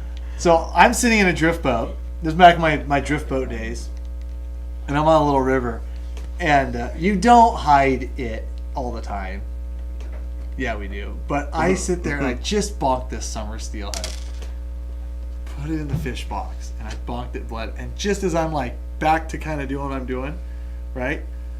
Drift boat comes around the corner, and it comes by, and I'm like, oh, dang it! I was still in my younger ways, you know. I'm like, yeah, how's fishing? Haven't seen anything. Haven't No bites. No, I mean, just straight up nothing. Fish freaking comes alive in that aluminum. And it was the most obvious like sounding. And the guy looks at me, and I just go, well, shit. I'll always remember, because I mean, that was like God going, okay, you little shit. Here you go. We're gonna have a You little. should have been like, down puppy, down puppy. Dunk. And I just looked at him. The guy just grinned. It wasn't like another word said. Like, it all was spoken. So I have a similar story. Funny. We were floating a river, and we had killed like 3 hatchery winter steelhead. And we're floating down, and we pass a guy, and he didn't see the fish at this point. We had like had him up in, and he's like, "Did you get anything?" We're like, "Nah, it's been pretty slow. We haven't seen much, And we just kind of floated by him. Well, then at another point, he piggybacked us again, and basically beat us to the ramp. And so we thought, okay, cool, the guy's gonna be gone. We didn't hit it till we were probably an hour behind him when we get to the ramp. And we get to the ramp, and all the fish were like hanging off of the thing, and he is only like probably 200 yards in front. Like, basically, we told the guy we didn't catch any fish. We get to the ramp, and he's like, sees that we have 3 fish hanging off the side of the boat. Similar situation. It was hilarious. He's like, I thought you didn't catch any fish.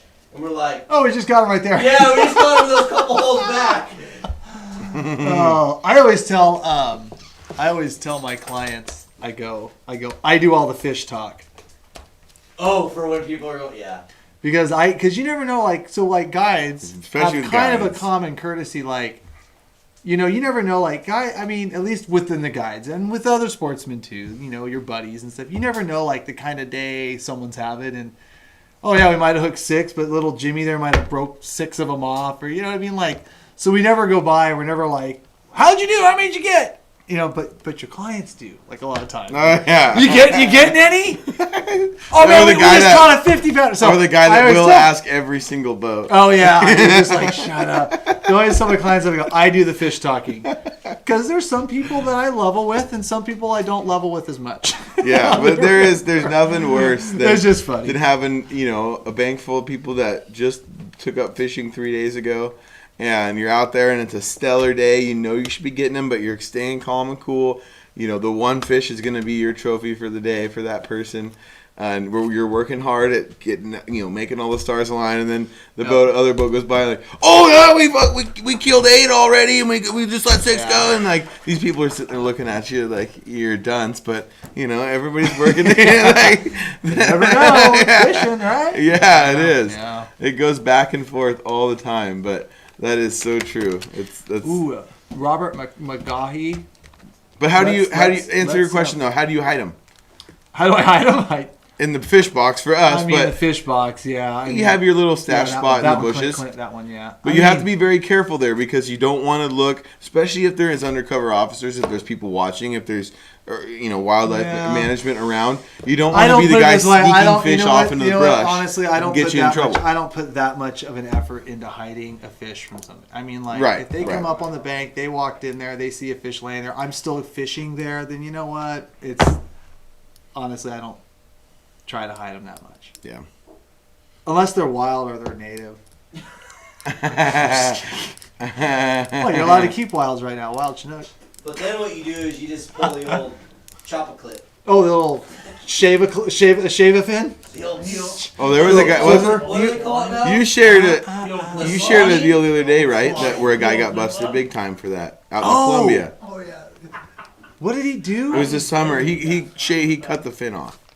He cut Oh, and then he got yeah, busted yeah. for it. Yeah, he got hammered for it. Yeah. As he should have. That's one of the stupidest Yeah. things you could ever hear of. I mean, it's one thing if you're a guy and you keep a wild fish, let's be honest. We see them, sometimes those pictures pop up on the discussion board. Yeah. Or different species or closed species. And,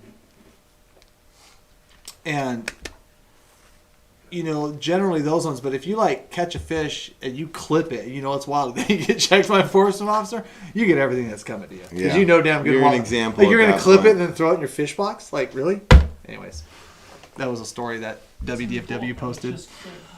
Pick a winner on the bank to boat real fast there, Clint, and then I want to hit that question that popped up about the landowners, if that's cool, because that needs to be touched on. When I pick Oh, a winner, okay. so just- Pick a winner, and then okay, thank you.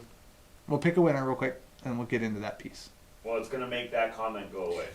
pick a damn winner. And I'll just say it.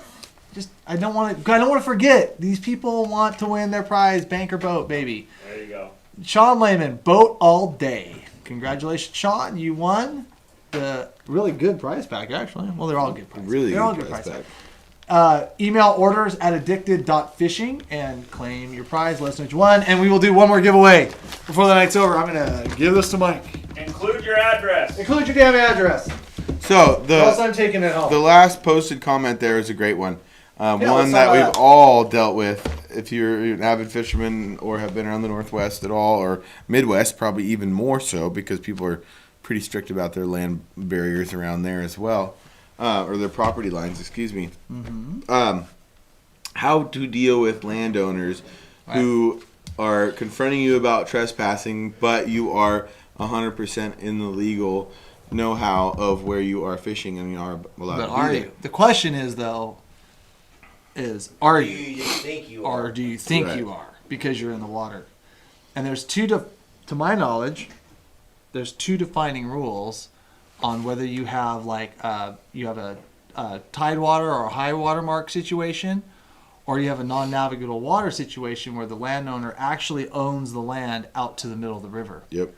And generally, and I gotta say this really generally, broad speaking, 30,000 foot view, that some rivers, like, technically, you are not even allowed, if the landowner doesn't want you to, even if you're in a boat passing through, dropping an anchor on their property, technically that anchor is sitting on their property, halfway out to, maybe they own all the way through it, maybe they own the other piece, the other side as well. It's very common.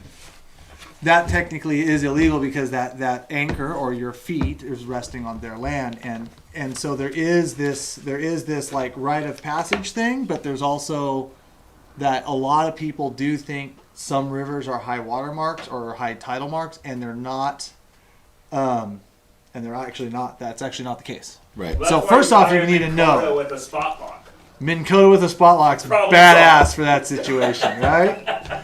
Yes, it is. This is badass anyways. But, so knowing 100% sure, and then how do you figure out if they are, oh wait, never mind, that was a different question. But they don't own, some landowners own the gravel, depends on the river, they don't own the water. Exactly, Jesse, that's what I'm trying to say. Like, and depending on the classification of the river or the area of the river, because like some of the rivers it's only up to like a certain point, and then they own, it's real tough to make that distinction, and you need to really be in the know. I mean, I've even ran into that a few times rafting, a couple places going down, drop my anchor, little old lady comes outside, okay, sorry, moving on. Like, generally in those spots, just a good practice is I try not to get out. Like, I don't spread my guys out on the bank. Don't generally try to have them wait, try to keep them in the raft. Now, if I'm landing a fish real quick, I kind of do it discreetly, and if it's definitely an area that I don't want to be in, I take the fish down river. Yeah. You got to really play that situation, and you got to really play it very, very lightly. And yes, there are those landowners that are those people out there that think they own. Like, I understand that this goes both ways, that there's some, and so really having a solid understanding, if that makes sense, is probably And place what to I would start. say a good really hard to do. Yeah, a good protocol is if it is your first time on that piece of water, if it's your first time experimenting in the area, you do have somebody come out and yell at you. I would highly recommend not throwing the middle finger back at them and telling them to go, piss up a rope. Pound sand. Yeah, because you don't know what the actual law is. Yeah. I would graciously say, okay, sorry, have a nice day, float out, go to the next hole, get on down the river, go home that night, and then do that research whether or not that river is going to be navigable or not. It's sad because a lot of these landowners too, like, you got to think they either really like fishing their private hole themselves, which is fine. If they own the land, then they own it. But a lot of these guys have been, torqued off by fishermen at some point in time too, and they just don't want people, It's not just you they're disrespecting- mad at this point in time. Right, Exactly. they're disrespecting the land, or they have in the past, and so there's always that kind of like, you never know what type of experience that landowner's had with fishermen before. And if Whether at least you're is he at coming the out with very a least- gun or a cup of coffee? Right. And it's like, at least if you're not, like you said, don't give them the middle finger and just say, well, I have the right to be here, because it's XYZ. Just, politeness about it. I mean, you just ran into that a couple days ago, Charles, and the guy let you fish out the rest of your day. He did. Yeah, and then just, this is our property. I blatantly trespassed, even though there was no signs, but I should have done my research. Yeah, so, There was a trail. There was no right signs, there. trail, reasonable. He was I mean, yeah. And he was nice, and you were nice, and you're bad, and you moved on. Can you fix my comments there? But a big part of it too, That's like not super chat. I can go long-winded on this actually, one. George should get that super chat. Boris, definitely, my friend. Look forward to it. Let's talk soon. Yes, buddy. But one river in particular that I have fished for a long, long time, I deal with this a lot, and it's only on one particular property. It's not as big of an issue anymore, but for the first 5 years I guided in this place, every day, every couple days, he would come down and just let loose on my clients. And he knew they were with me. He knew it was my deal, but he'd come down and he would yell at my clients to make them feel uncomfortable. And it was in an area where high water mark, it's a navigable river. Mm-hmm. His words were, the state of Oregon stole my land when they made this a navigable river.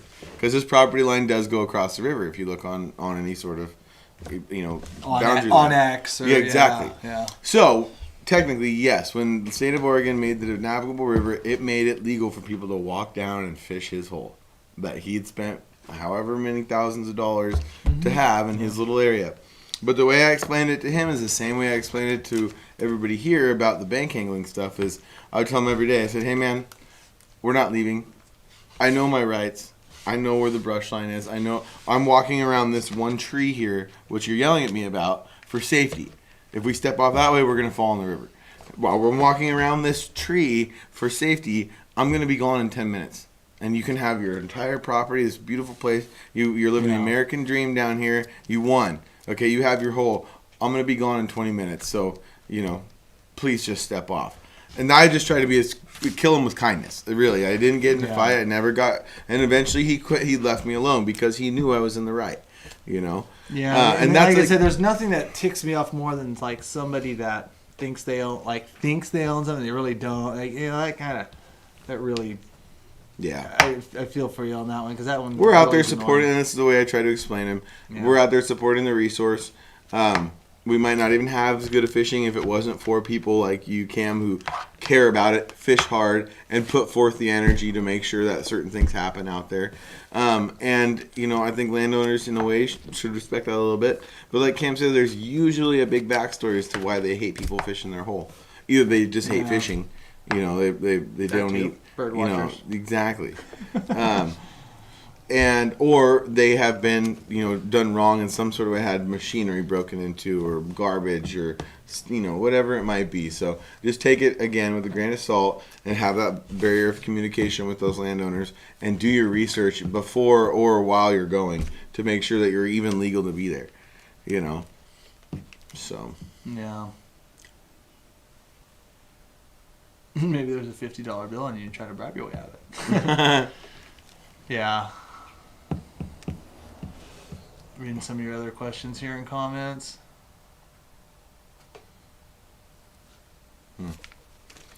Well, what else? What's another good topic for this? I had trash circled right here, and then Mike Butcher said, I've been locked out of holes because of garbage, bait containers, etc. left behind. Yeah. My biggest pet peeve. Yeah. My biggest pet peeve is the trash bags at the fishing hole. When somebody's got the balls to walk down there and hang a trash bag from the tree. But then they're never the ones taking and it out. nobody packs it out. And then, oh man, I was almost thinking at one point, I was like, man, maybe we should come out with like an addicted clean up the river bag. But then you know what? The worst part would? Those would be on the ground too, right at the fishing hole, right with all the garbage, with our freaking name on it, because we can't trust all those people out there to be courteous and to actually give back to the river a little bit. That's where my little motto, the river giveth, the river taketh. You only get what you receive, you know what I mean, and what you give back at the same time. So cleaning up, making sure you try to help, picking up that line, thanking people when you do see them doing it because you've been lazy, and using that to kind of give yourself that little initiative to pick up that can when you go by it. A lot of times... You want to ruin something, invite the public. Yeah. You want to see something... it is really the case. So we've all got to be Be stewards. definite good stewards out there, because I mean, yeah, you know what? I'm not going to blame someone for forgetting a bait container on the ground. I mean, like, it happens, but like in It's the a lot quantity easier- that we see it, though, it Yeah. shouldn't happen. Well, I'll that tell you, much. it's a We're lot not all easier. we're not all that forgetful. Let's be honest. Yeah, it's a lot easier to leave a pop Trashy. can behind when there's already one there too. Yeah. So if you are the guy that packs the trash bag in and packs it out and cleans it up, the guy that comes in behind you and leaves the one old can of chew and his monster from the morning is The going to feel like an monsters. idiot, because guess what? It's the only garbage on the bank now. It's not just accumulative with the pile. So I think that's a big one too.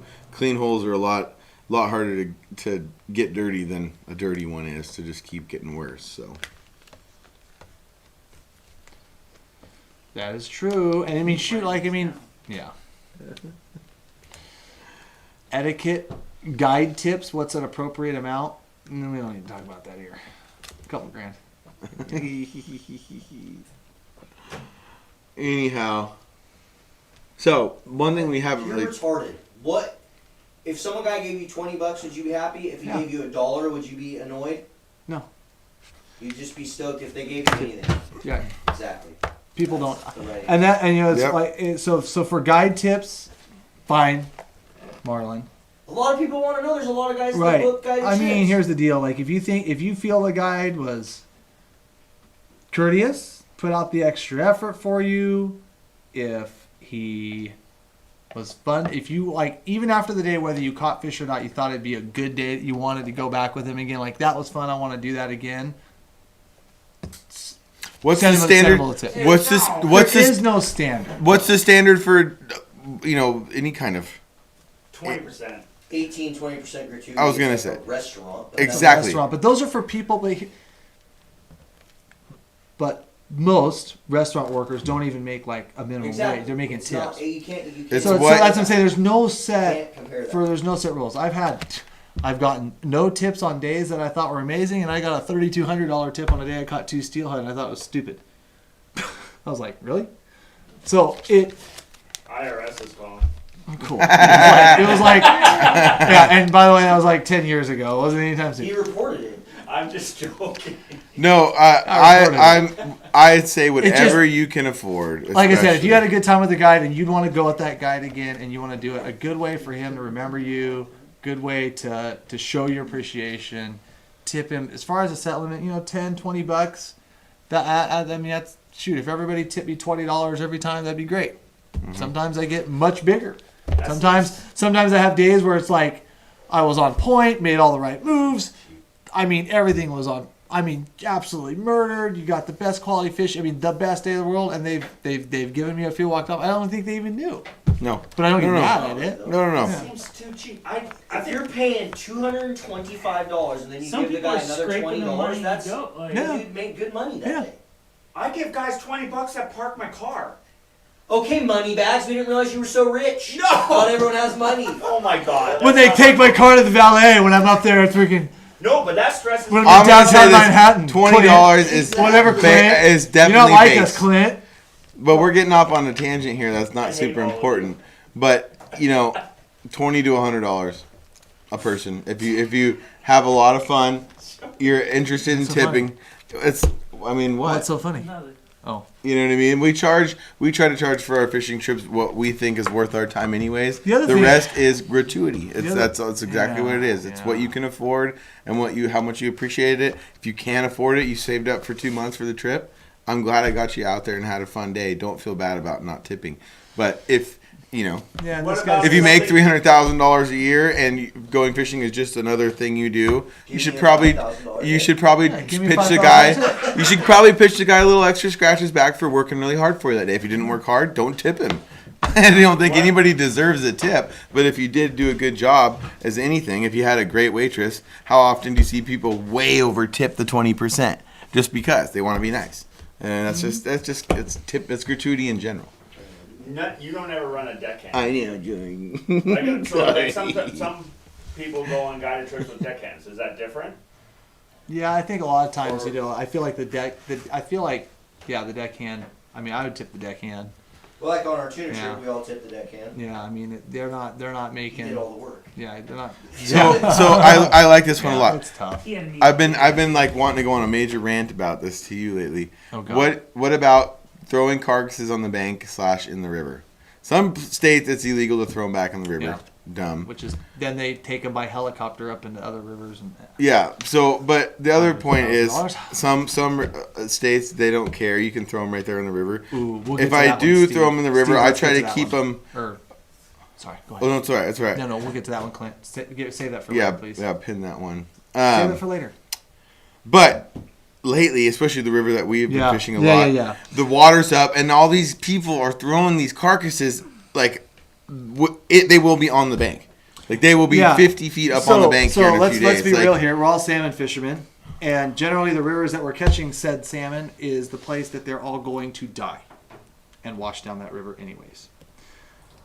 There are state and local regulations that say you cannot dispose of the carcass in the river. There's some that allow you to do it, but if you are allowed to do it, don't. At least throw them back into the water.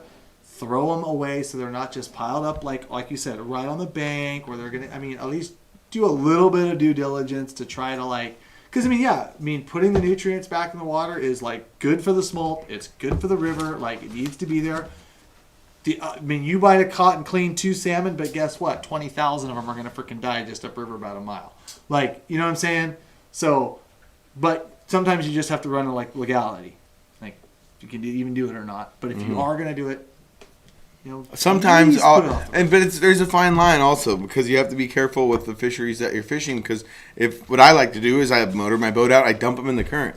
So that they're not all over the bank, and so I don't have to step in them, and so that Common the sense, person's dog isn't eating them when they come back down. Not everybody does that, but the part that scares me about that sometimes is what if a game warden pulls up and it's a hatchery only retention river? Yeah. You have a bag full of fillets, all your carcasses are floating down the river. Yep. You have no way to prove to them that you were ethically fishing that day. So there's that fine line. You got to be smart with it, but you definitely don't want to leave them in inconvenient places. At times it's almost better to be safe than sorry. But try not to clutter up those boat ramps with all those carcasses and guts. Or if you do throw them back, get them out there so that they're not going to be exposed by the water dropping. Look down on the river at that line. So, Good job, Clint. anyways, go ahead.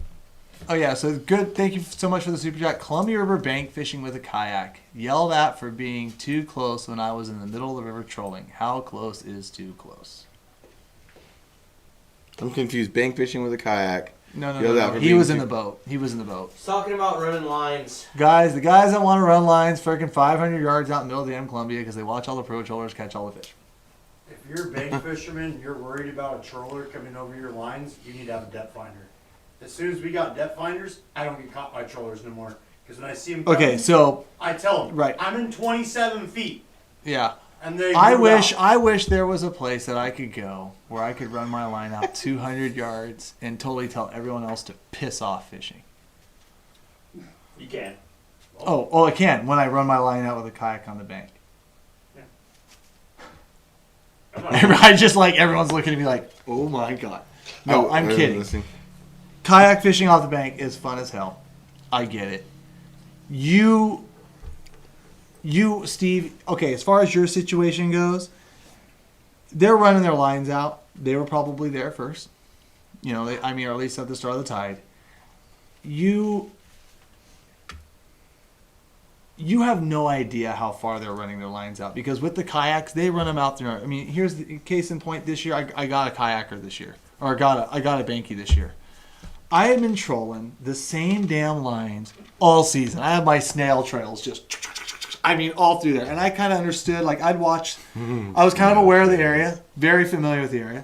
And they would run their lines out to a certain spot. And I always made sure that I always kind of watched them. And then my first couple trails down, never had a problem. And for whatever damn reason, the last day, I got one of them.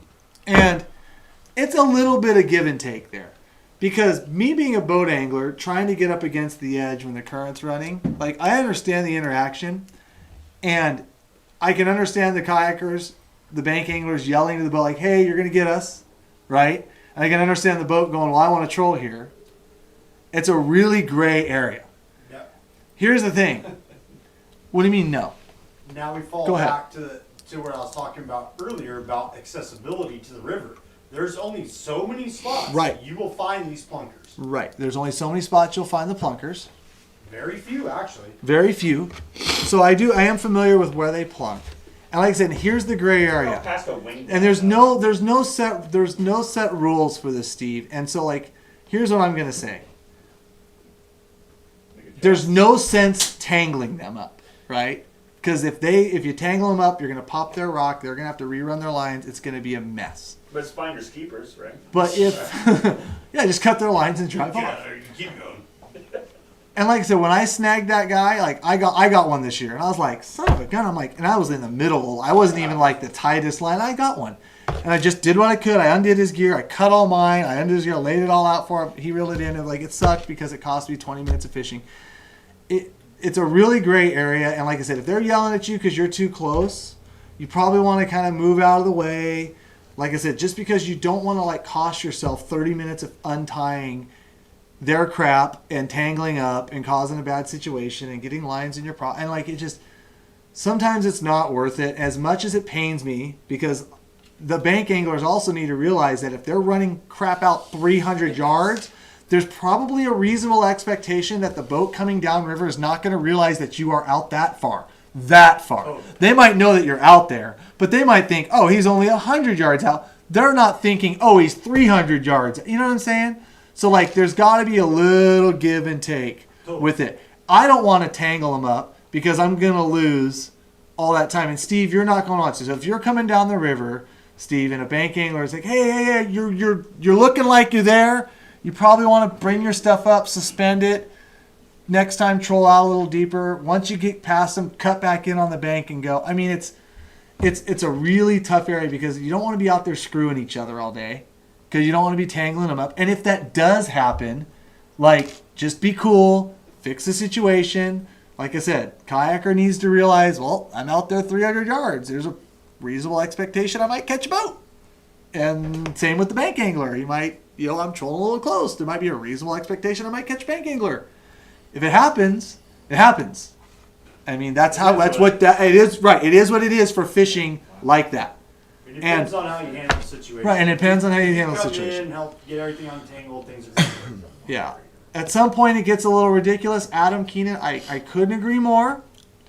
But it, like I said, at the end of the day, there's not very many places for them to fish. There's more. I mean, it's like the biggest gray area in the world because there's no rules against it. no law. Yeah. There's been a couple comments fly by here. Yeah. So, like, the fishermen in the boat think that they own the whole river. Well, Corey, the fishermen in the boat think that the bank anglers own the whole river because they're, like, taking 300 yards of line up and fishing one guy. So, like, you got to go both ways on that there, dude. Bank anglers in the first place give us bank anglers because we don't ruin our fish in the bank. Boaters should give us the right of way when we fish a river. I don't think there's a right-of-way rule in there, but like I said, if you're running lines out 300 yards and you catch the new boater in the area, I mean, it's going to happen if you're running it out that far. I mean, that'd be no difference. Like, let's say I was back trolling on where I'm fishing today, and I was running a jet diver out 250 on my line counter, and a boat kind of swung in behind me and caught me.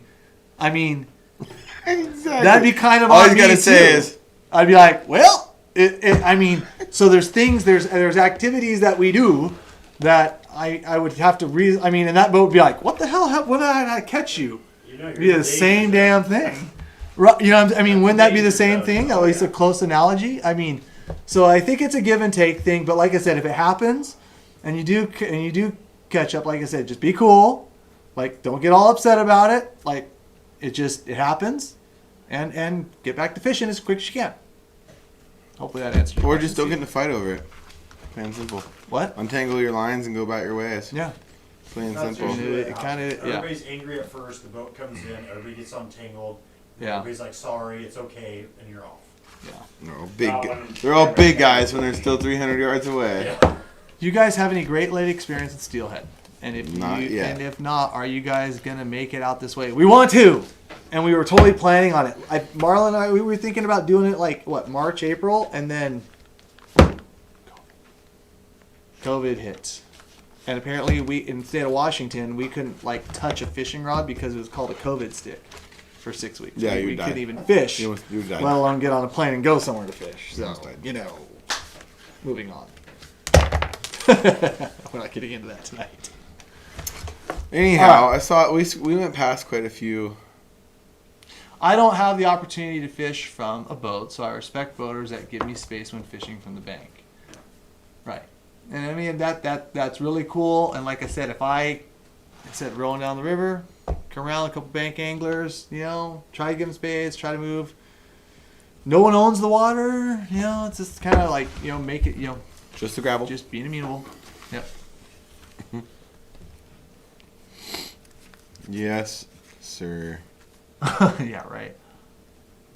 What are you reading? Probably. For everyone complaining about the bank fishing in Washington, just headed to Kenai in July. Yeah, I could only imagine. Oh, let's see here. Early bird gets the addictive worm. That's right, Little Wig. Just want to thank you guys for the information. Since you boat and bank fish, you can give a little more well-rounded perspective and have actually answered so many of my own questions. Thank you. Well, thanks for commenting, Fishing Yeah, Fox. thank you so much for watching tonight, helping us along. We with need a this. Great Lakes guy on the team. Yes, we do. I couldn't agree more. So let's keep rattling along for another 10 minutes about this. Yeah. You know, we've covered a lot of the bank versus boat. We got 1,100 of you guys watching. There's got to be a couple more questions about etiquette out there. Why don't we get rid of? Why don't we get rid of? How far do you float Cameron, the bobber are down? you the guy that parks his drift boat Yeah, what's between considered long lining? the spot and the bank? Let's guys? consider Cam it. doesn't have a drift boat. So I don't have a drift boat, so I'm gonna say no. But I don't understand the spot and the bank guys, so I don't have a drift boat. So if you're referring to something specific, no, and I don't understand what he means, like the spot and the bank. No, if I came down the river and I saw bank guys fishing a hole, I would never anchor my boat there and impede somebody who was fishing a spot before I got there, because that would be a D move. And I would probably expect rocks and lead Yeah. for doing something like that. Yeah, you can't do that. So what's considered a hero drift? Huh? A hero drift. Long lining? Long the hero East- drift? Yeah, all the East Coasters know what I'm talking about. Is that what they call it? Yeah, when you like let one go way out there, they call They're it. like way behind us by 15 years, according what to you. I So how said. the hell am I hear about a hero drift? Have you heard of hero drift, Marlon? That's called long lining. Long lining. No, I'm sure we'll get some hero drifters in here. But what's too much? What's Am I impeding on guys fishing down below me? If there's nobody there, shit, Marlon will send him 100 yards. I've seen it do it. And even if you are fishing below him, he don't give a crap. he's still gonna? Oh, he'll just long line your ass. He'll just hook it really quick I and mean, lose he's it. not. He'll never. Marlon will never take 20 extra steps to walk down the hole. He'll just fish it from up above it. Way down. 30 yards. I Or mean, wait till you float guaranteed. by. What's I that? said, or wait till he floats by it. Yeah. No, for sure. I don't know. Like I said, if I'm impeding guys that are 30 yards below me, yeah, probably a hero drift. Yeah, I mean, it's like I said, am I impeding somebody else's fishing? You know, that's now if I'm fishing a hole and I'm not putting it 100 yards, I'm putting it 30 or 40 yards because I'm fishing like through the tail out with my float, and I'm fishing that, and two guys walk up, but I'm fishing that, and I was here first, and this is how I was doing it, and they come in there and cork me off. Yeah, it might be a little nip then, but I mean, it's yeah. Some people are just butt heads, just walk away, probably never see them again. Jim, that's generally the case because generally the people that are on the rivers a lot and fish a lot and they know how to kind of like get along with people, or generally they're not too well liked. Yeah, I hear you on that one. Thanks for the super chat too. How long is too long for you? Oh, like you know my motto: fish with your feet or fish with your boat, not your line. You know what I mean? Like Fish, I don't. 30 usually yards? exactly unless we're straight up side, bobber dogging going down. I'm saying 30 to 50 yards. Okay. To the extent where you get a good hook set on that fish. If you are not going to get an absolute banger, just clip the bail, lift and pull, fish on, then you're too far. Or you're casting too far up, or whatever it is. I like to fish those 45s and then use whatever I'm in or my feet to move down and effectively fish. The rest, and if you can't do that because people are there, then don't be drifting. I usually use a 90-degree angle on bank fishermen next to I'm me. going to touch on that real quick. But sorry. No, it's all right. I usually try to use like that 90-degree angle rule, where if there's a guy below you, I don't let it go past his feet.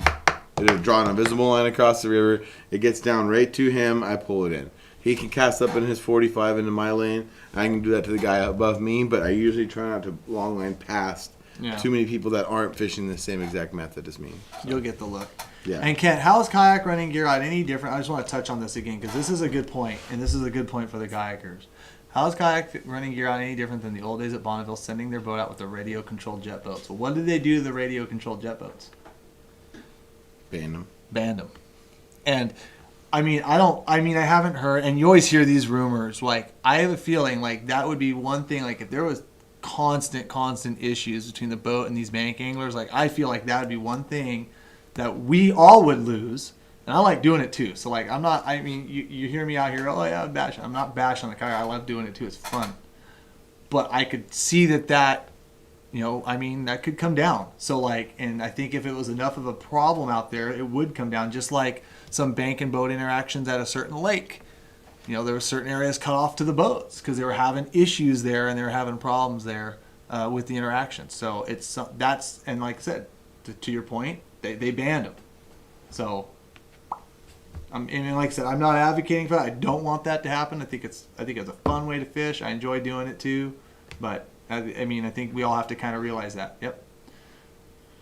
Yeah, and they did ban. Yeah, and you can't do it any artificial way, Mike. I believe above Beacon Rock is actually what they did, and so they did close for any artificial taking out the lines in that area.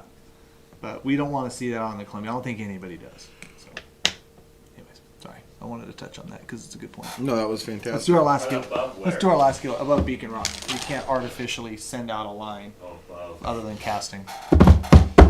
And thank you, Raul Marquez, for the super chat, for the ha ha ha. I know, dude, don't laugh at me. I'm always this ugly. Okay, come on, man, be cool. Be What nice. did you say? Oh, it's describing what's going on over here. I was like, because it was the laughing thing over here, and it says sticker pair character holding his belly laughing out loud. I was like, he wrote something, but it was just. No, on YouTube it's actually like the animated emoji. Oh yeah, On this thing, it gives you the text yeah, Realize that now. Well, go to YouTube and then you'll see the dancing pair. I see it already. Yeah, Michael Risky, we've all dealt with those people. All right, last giveaway. No, I did not go halibut fishing yesterday, Javin. A Tough Line dad hat for all you 25 and unders out there. It's such a dad hat. Pappy Pap. Brandon Bergen. Pappy Cap. Bergman. Pappy Pap. Super chat, Pappy Pap. Pappy Pap. Okay. Thanks for the Say super that chat. 5 times fast. Pappy Pap. No, you have to say the whole thing. Super chat. I bet that means Super something. chat, I bet that Pappy means Pap. something Super chat, funny, and Pappy he's Pap. crying right now, laughing because he keeps Because he got us to say it. like a million times. Don't good you get any stuff. ideas out there, everybody?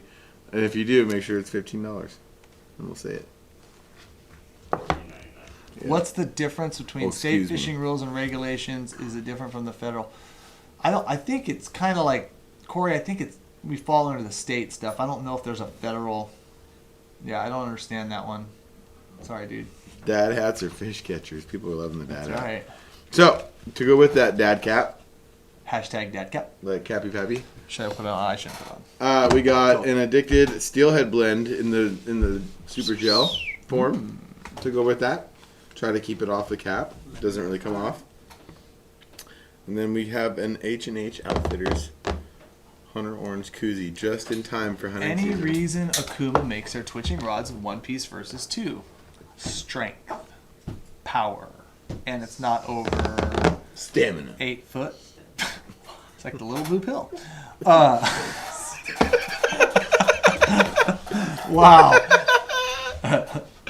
The kids don't get it. The adults do. Anyways, yeah, so for power, it's a 2-piece rods, that's a weak point. So that's what they do.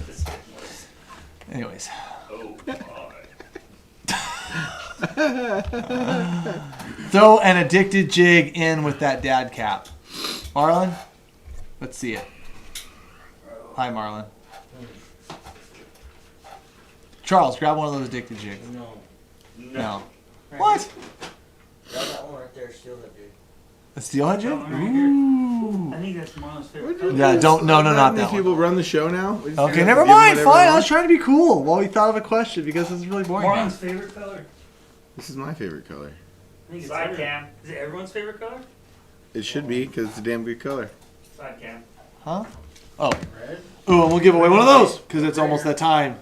Oh, I can't wait to be putting a big old chunk of meat on that thing, draining it. Draining it. Bloop. On crappie. Copy. Did you just take that out of Colt's bag? Rainbows like that too. Yeah, especially when What kind of lures works best for coho on a tributary, says Big Chungus. big chunk? Depends on your tributary, conditions, and water levels. Spinners, jigs, spoons, Eggs. Mr. Twisters. What else? I would say the addicted twitching jig, but that's... No. Don't do that. Oh, crawdaddy. Crawdads. Oh. What's that? Nothing. Go on. Question. Let's go. I'm just reading all your guys' great comments. What is the question for this wonderful giveaway? Oh, boy.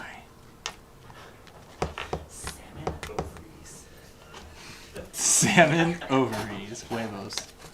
I had a client of mine. He called it Chuck and Guts.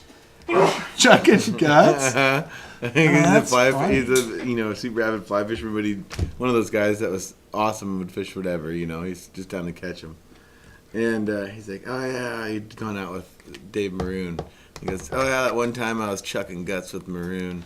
And he kept saying it all day. Chucking guts. Chucking Maroon. guts. Yeah, are you guys going to fish Idaho for steelies? I don't know, maybe. Is it open? I don't know. I thought it was closed for the whole year. Yeah, I'd like to do it one day. Never have, honestly. Love to. Jordan should put the dad hat on with the ponytail. No way. Yeah, that let's get hat the can't question. even get on the hat. No. Here's a question. Where are you fishing this weekend? Ooh. Hashtag no river names. Wait, Hashtag tell your Hindi fish story again, Cameron? I think he means the handline fish story. Oh. Yeah, you have to see it at the start of the podcast.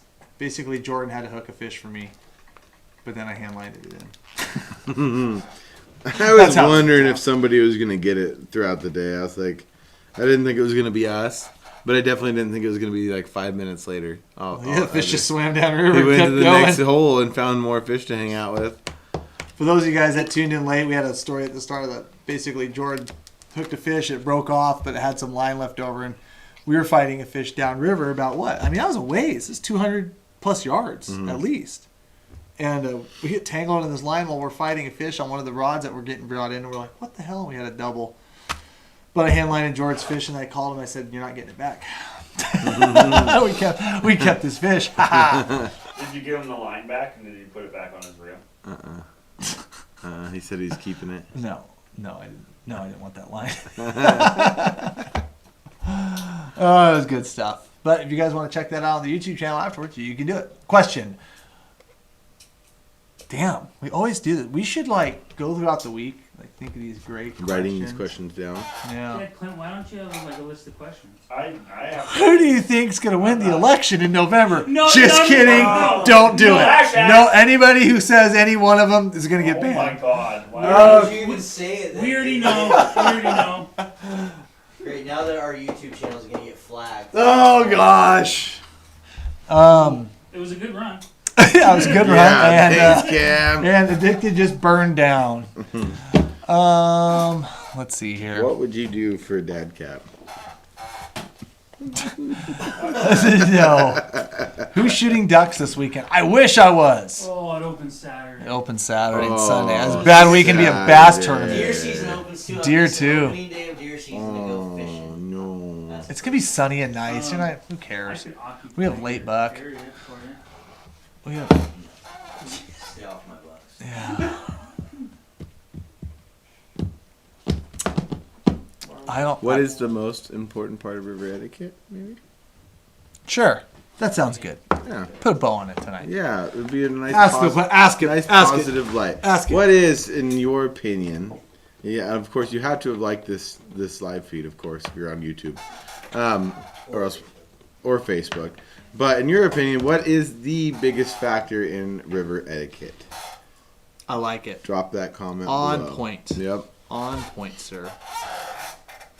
Maybe you guys learned something tonight. Maybe you heard everything you already knew. But again, we're not writing the Bible of rules back here.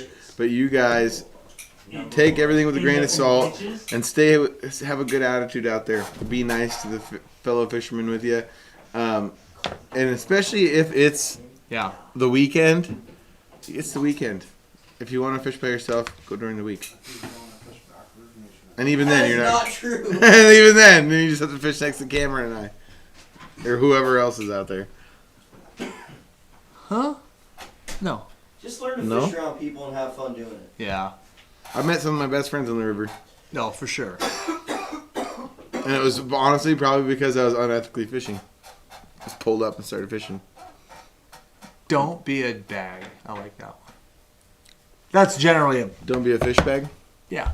Don't be a fish bag. Holy Don't be a crap. bloody fish Respect, common courtesy, definitely communication, keeping your cool when someone doesn't follow it. I'd agree. Slapping is loud. Now, did you hit him with an open Some people, hand as or a much as you closed? want, as much as some people definitely need it. That's probably not a good idea. Yeah, don't clean up after you clean up your trash.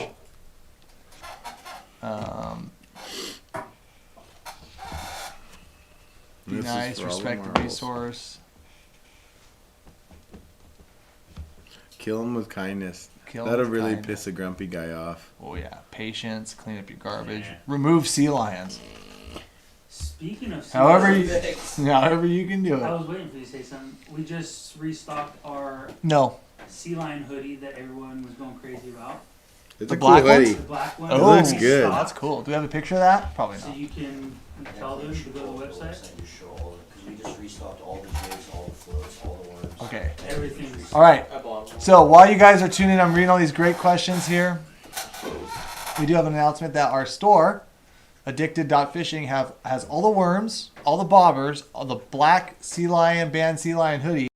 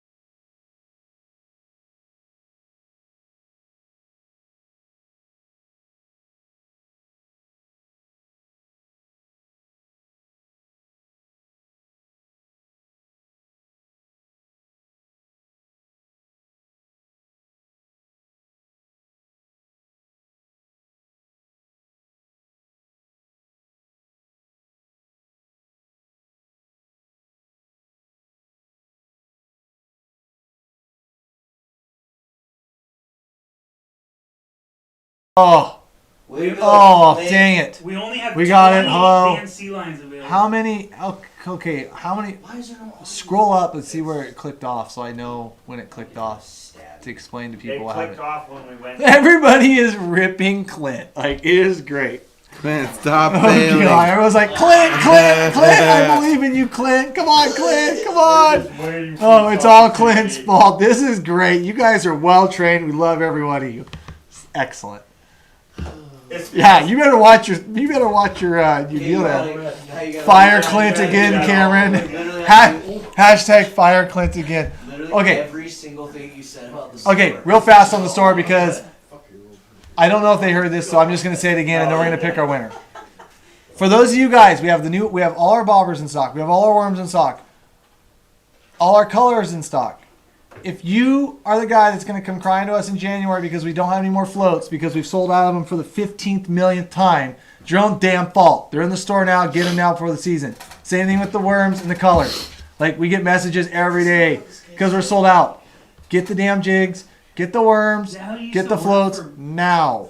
Is that how you used to Now. work for- That is, he'd So- go in there and he'd go to the store I don't and say, care. if you don't buy these Remington guns, I'm shooting everyone in the store. Buy them! Anyways, and then go to our bargain cave. Now, click on the bargain cave for these guys that saw it. If you didn't hear what I said, there's a lot of things on there, but the sizes are really kind of odds and ends. So even though you see it looks like our whole lineup there, select through there. You might find a size that you've been missing.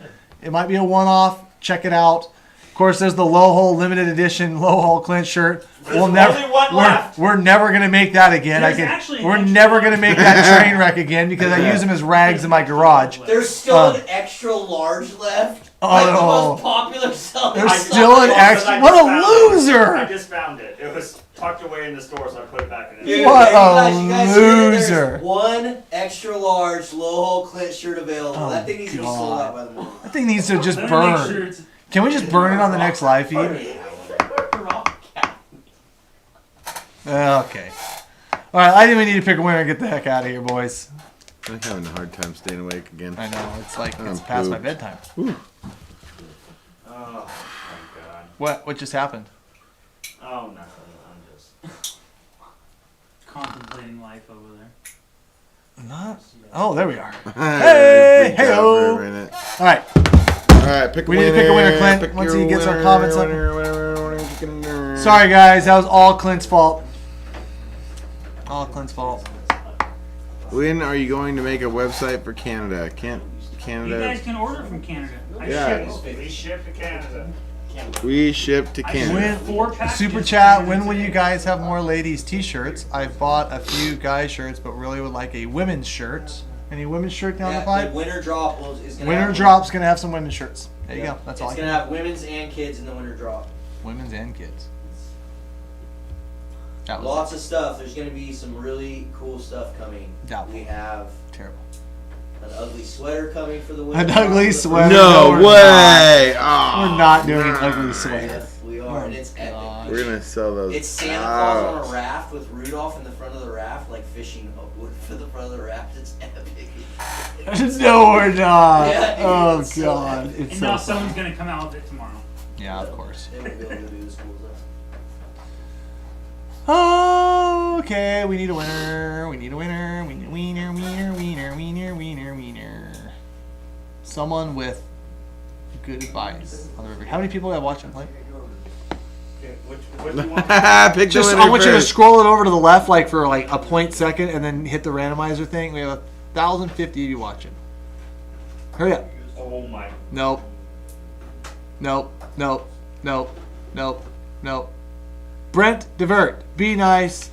Do what's right and respect the resources. That is great I've advice. never seen well that picked. name either as this winner, so that's good. That That's is very good. That's Wow. good. He said. Brent, divert. Well, that randomizer sucks. That thing half the time is like it picks like we should have like a rule that if the randomizer picks the Right. same person, they don't win. It's not very random. That's true. That wouldn't be fair. I mean, sometimes Randomizer. people win Sometimes people win twice. Or- Yeah. Can we get a Twice. randomizer that's not If they win twice, they go into like another like, raffle for people that win twice. Is Oh, this guy God. saying make an ugly sweater, put my face on it? Yes. win every Oh my ugly God. sweater contest? Yeah. That is so Well, cool. Apple ones. Brent, Yeah. orders at addicted.fishing. Send the message in. Say you won these prizes, and we'll get them shipped off to you. Just make a sweater with a pineapple with sunglasses. Epic. Oh boy. Yeah, make sure they include their address. I'm glad Yep, we have a lot of include these your fans address, that sorry. know where Garden Frugal came from. How'd you like the Garden Frugal in the episode? Yeah, there's even some cameo appearances from Garden Frugal in some of our episodes. Sean puts Clint Garden Frugal. Everyone else is addicted. It's truth, bud. And then Sean's doing all that, dude. I didn't tell him to do any of that shit. That's Yeah, all it's Sean pretty just doing. The mute kid is Everyone punking gets a you. really cool intro on the tuna one, and there's me See that? sleeping. It's like epic. I love that And then it one. goes on. He did it. Awesome, guys. Oh, Sean. Tell people if they haven't watched that episode, they need All right. to watch it. It is awesome. So That's we're all, an awesome, we're all awesome joking episode. about the tuna episode. That's our latest episode of Addicted Life that came out Sunday. Check it out. We definitely throw a little. Well, our editor throws a little shade at Clint, which we think is absolutely fun and hilarious. So if you guys haven't checked that out, other than that, you got any trips coming up? Not really. Not really. Next time, Marlon said don't book any more trips. So Marlon's up. he's the boss. There you go. All right, guys. Thanks for tuning in. We will see you next week. Later, guys. Later, dudes.